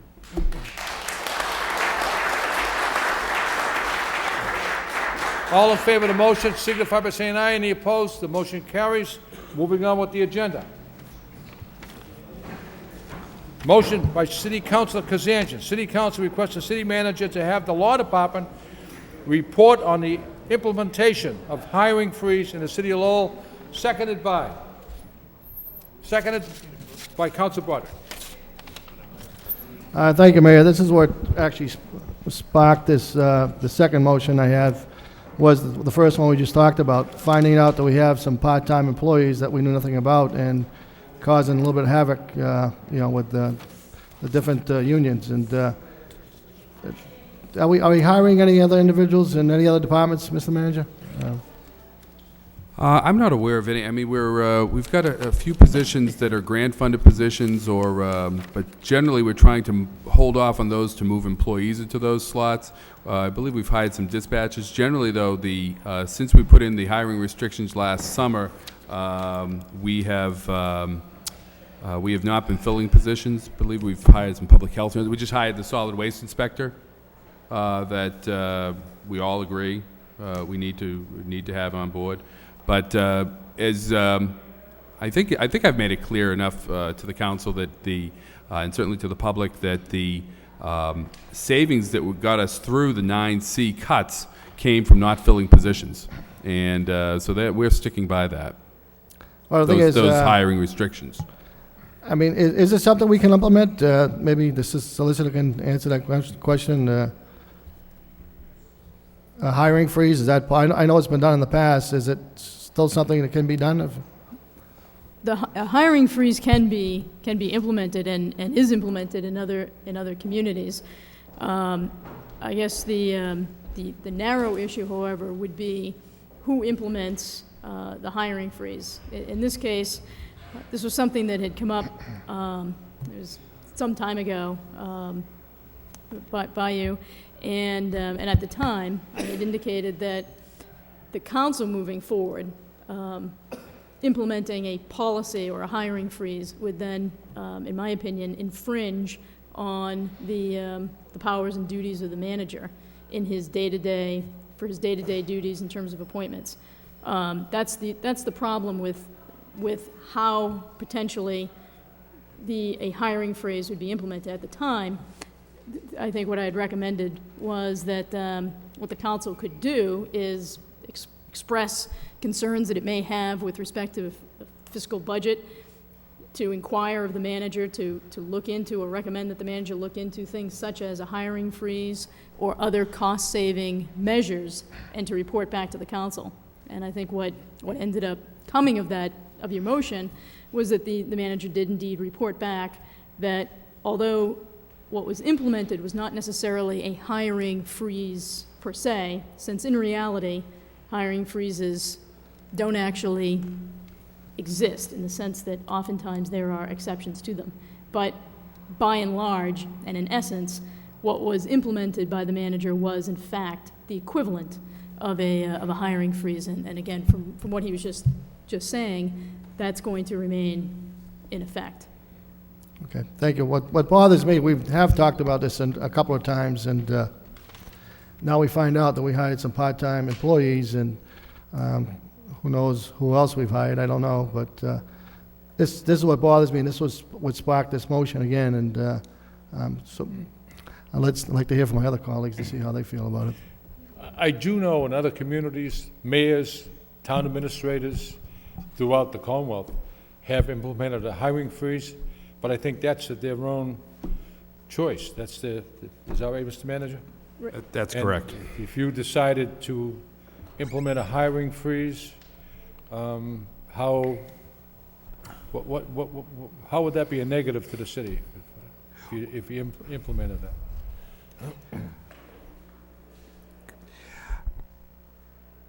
Why don't we just say that I've instituted a hiring freeze? That might be the easiest thing to do, because in essence, I've been very clear about this, that in other communities that get headlines for instituting hiring freeze. I remember the Lowell Sun printed an article about the town of Littleton instituting a hiring freeze. It got a big headline.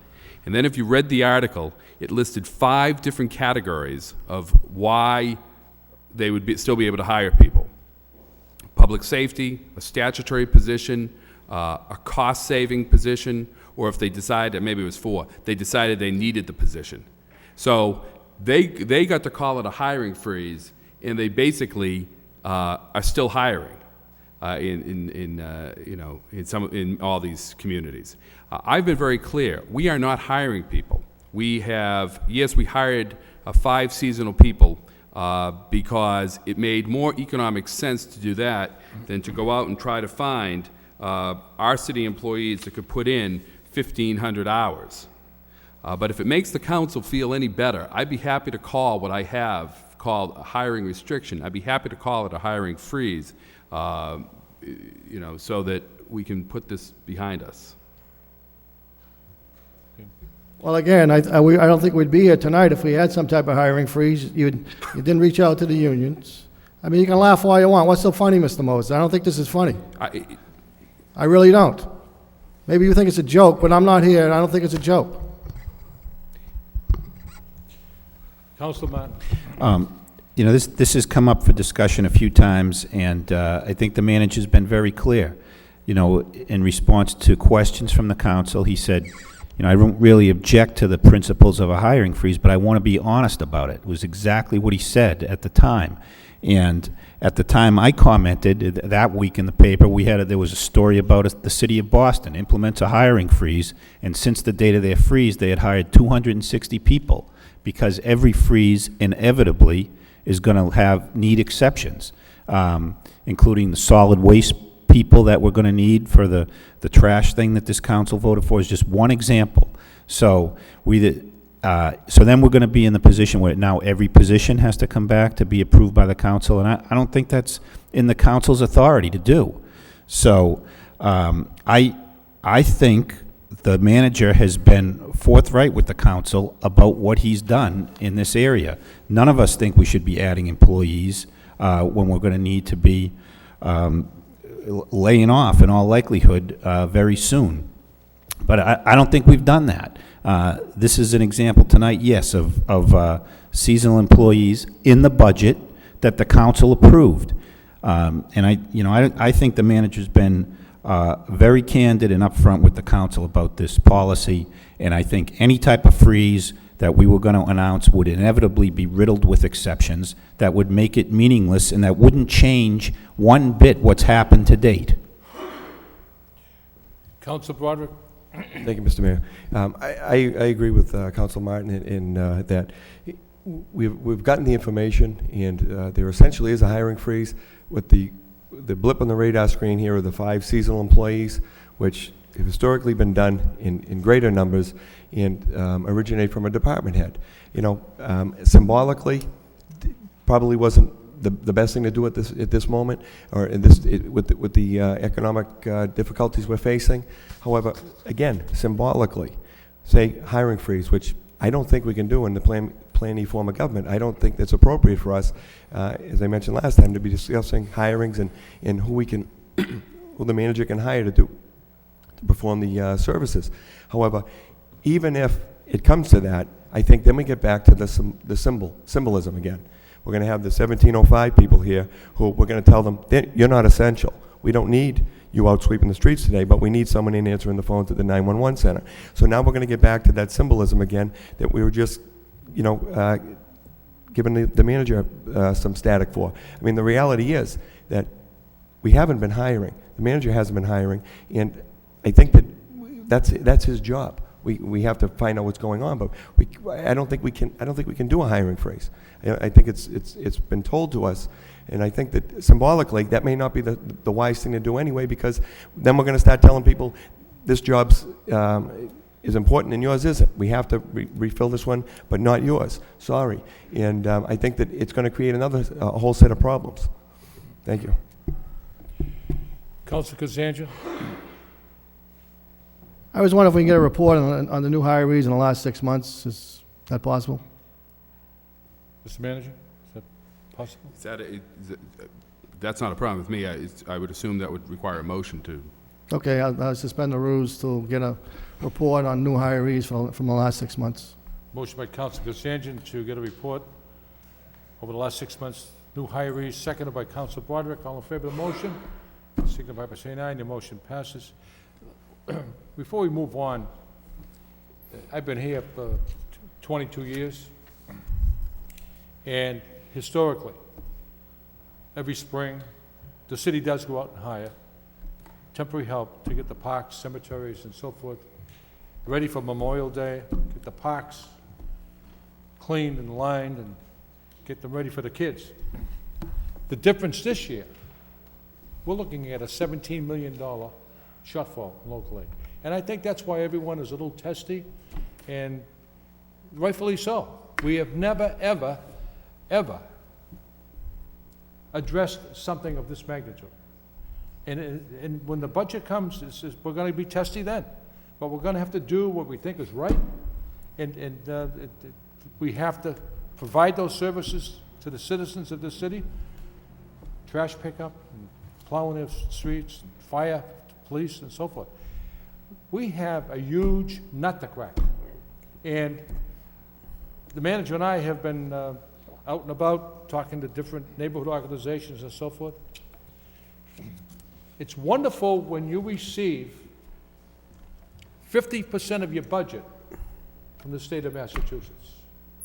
But when the state of Massachusetts is in a financial dilemma, that 50% of the budget is cut drastically, and that's what's happening to us.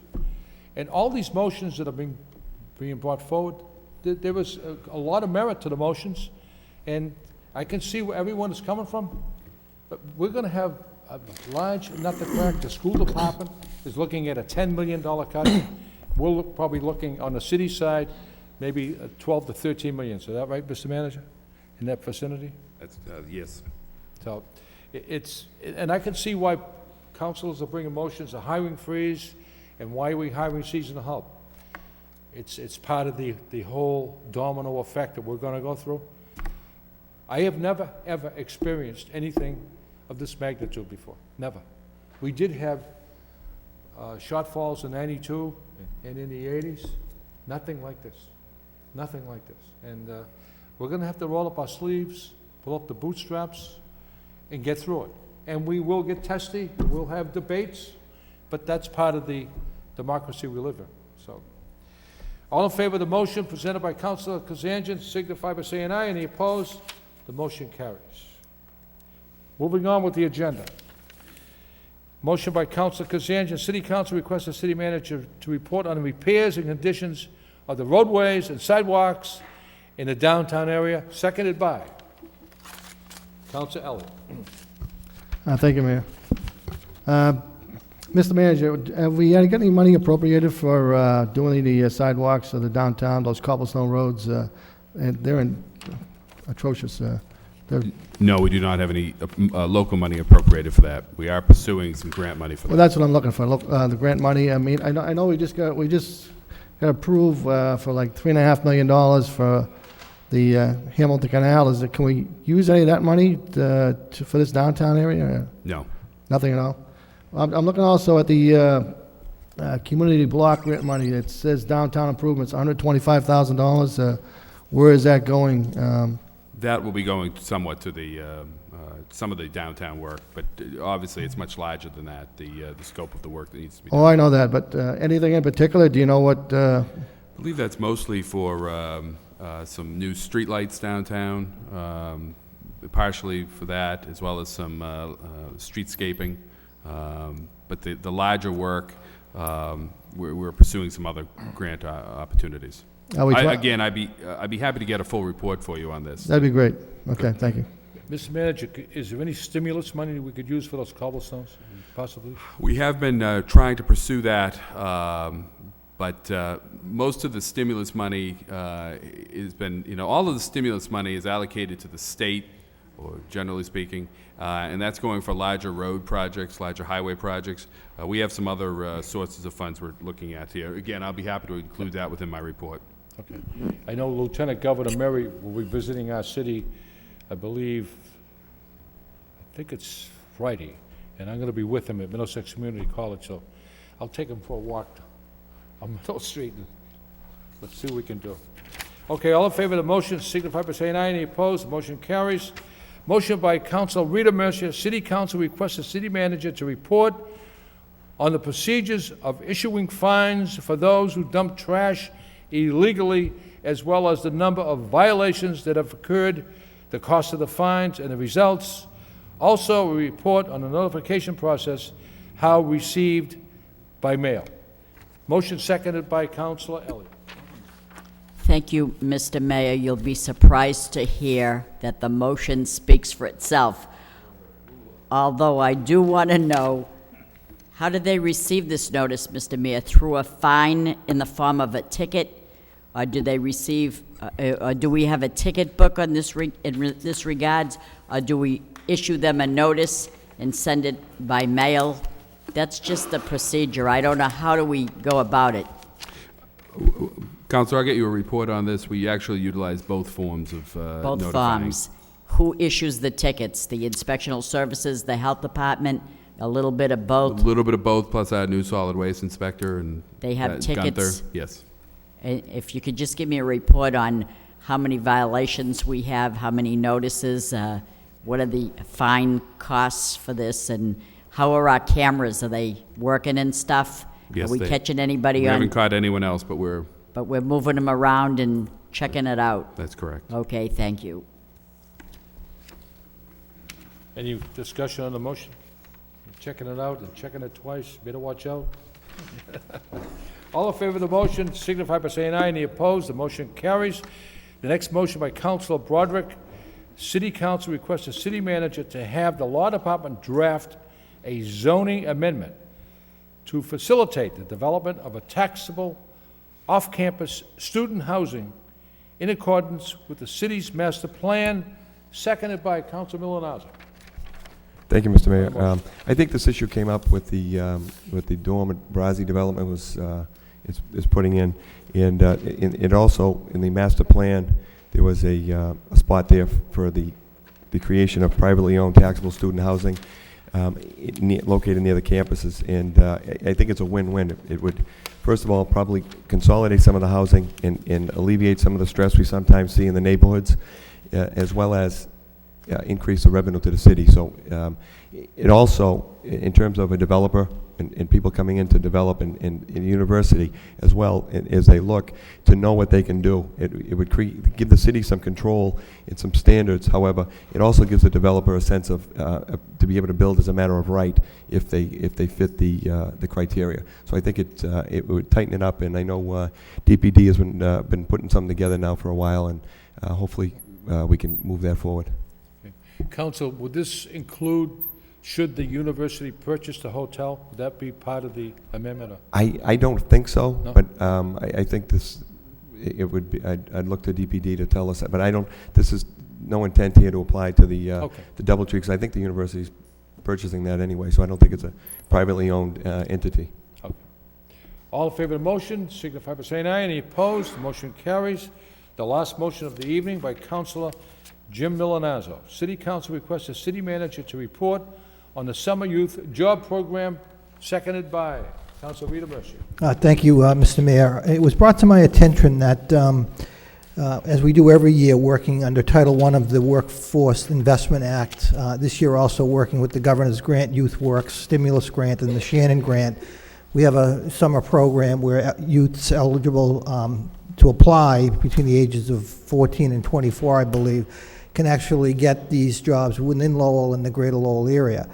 I just wanted to bring to my colleagues' attention, as well as the city manager, that in order to get one of these positions, you have to be eligible. And again, I'm not passing judgment on these eligibility requirements, I want to say for the record, but I just want to know if a child or a young adult does not meet one of these criteria, what opportunities will they have, or they may not have, in order to work under a summer program. But let me just read, if I could, the eligibility requirements, and there's 8 of them.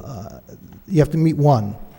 deficiency in basic literacy skills, school dropout, homeless, runaway, or foster child, pregnant or a teen parent, an offender, and you have to show documentation that you actually have a record, a youth who required additional assistance to complete an educational program, a child of a single working parent, and lack of fluency in English or being a foreign immigrant. Again, I'm not making a judgment on the criteria that they've set in place for this program, but I'd like to hear from the city manager as to what people that do not meet, or what kids that don't meet these requirements will be able to get in the way of summer employment. So that's the essence of the motion, and there may be none. I mean, based upon the Title I, the Workforce Investment Act, as well as the governor's stimulus money, again, there may be none. But again, I just wanted to, this was brought to my attention, and I just wanted to bring it to the manager's attention that, again, without passing judgment, what are the kids and young adults who don't meet these eligibility requirements, what will they do? So it won't be seasonal employment. Council, you would like a report from the manager? Yes, please. Okay. We'll get that for you, Council. Any other discussion on the motion? Can I just have Council, a clarification to the councilor? The list you just read off is Yes. what you'd have to be? You have to meet one of them. Right. Well, there's got to be something in that legislation that allows a different criteria if those things aren't met, because that doesn't make any sense at all. Well, I did check the legislation, and I couldn't find anything, Counselor. It is an issue that we've discussed with the Career Center. They're obviously coordinating this, and you know, it's problematic. It's a good motion, Councilor. So, all in favor of the motion signify by saying aye. Any opposed? The motion carries. Councilor Kazanjian, did you have an issue you wanted to Thank you, Mayor. I'd like to suspend the rules and file a motion for 38 Mead Street. I've got a number of calls from the neighbors, and the activities going on. I think they're using it as a rooming house, and... let me get a ruling on a suspension. Okay, yep, okay. A motion by Councilor Kazanjian to suspend the rules, seconded by Councilor Broderick. All in favor of the suspension, signify by saying aye. Any opposed? The suspensions are in order. Okay, great, thank you. I'd just like to see if I can get a report. I know there's been some police activity over there as far as arrest, and see what type of, what type of report we can get, and if we need more police activity, I'd like to see if we can get it to satisfy the neighbors, because there's no reason why they shouldn't have to live like they've been living over there, so. Before we adjourn, I just want to read the 2010 census notice. And I know I'm being redundant, but we have to get this message out. And we had a very, very important meeting with Vaughn Ross and the United States Immigration Service. There were probably 50 or 60 people here, all willing to join forces to get an accurate count. So I just want to read, between April 20th and July 2009, the U.S. Census employees will be visiting every housing unit in the city. The Census Bureau must know the address and physical location of every place where people live or stay. Census employees will be wearing official identification and carrying handheld computers. The public should not be concerned if they see Census employees in their neighborhood, and they are encouraged to provide the information requested. Information compiled during the census is not disclosed to any other city, state, or federal agency. The information is used to obtain only an accurate count of the residents of the city and helps to bring needed federal funding for vital city programs. We must get an accurate count for the 2010 census. It's extremely important. We don't want to lose the 5th Congressional District, and I believe for every person that's counted, it counts around $30,000. So Vaughn Ross and an army of people working tirelessly. We're going to put flyers out in different ethnic languages, Khmer, you know, all the various languages, Spanish, Khmer, and so forth. So we're going to have those flyers out in the various neighborhoods, in the churches, and to let the people know that we're not out there to big brother, big sister, big government, looking what they're doing. All we want to know is how many people live in the city. And I firmly believe 104,000 don't live here. There's a lot more than that. With that said, I'll entertain a motion to adjourn by Council Arman Messier, seconded by Council Martin. Thank you for a great meeting.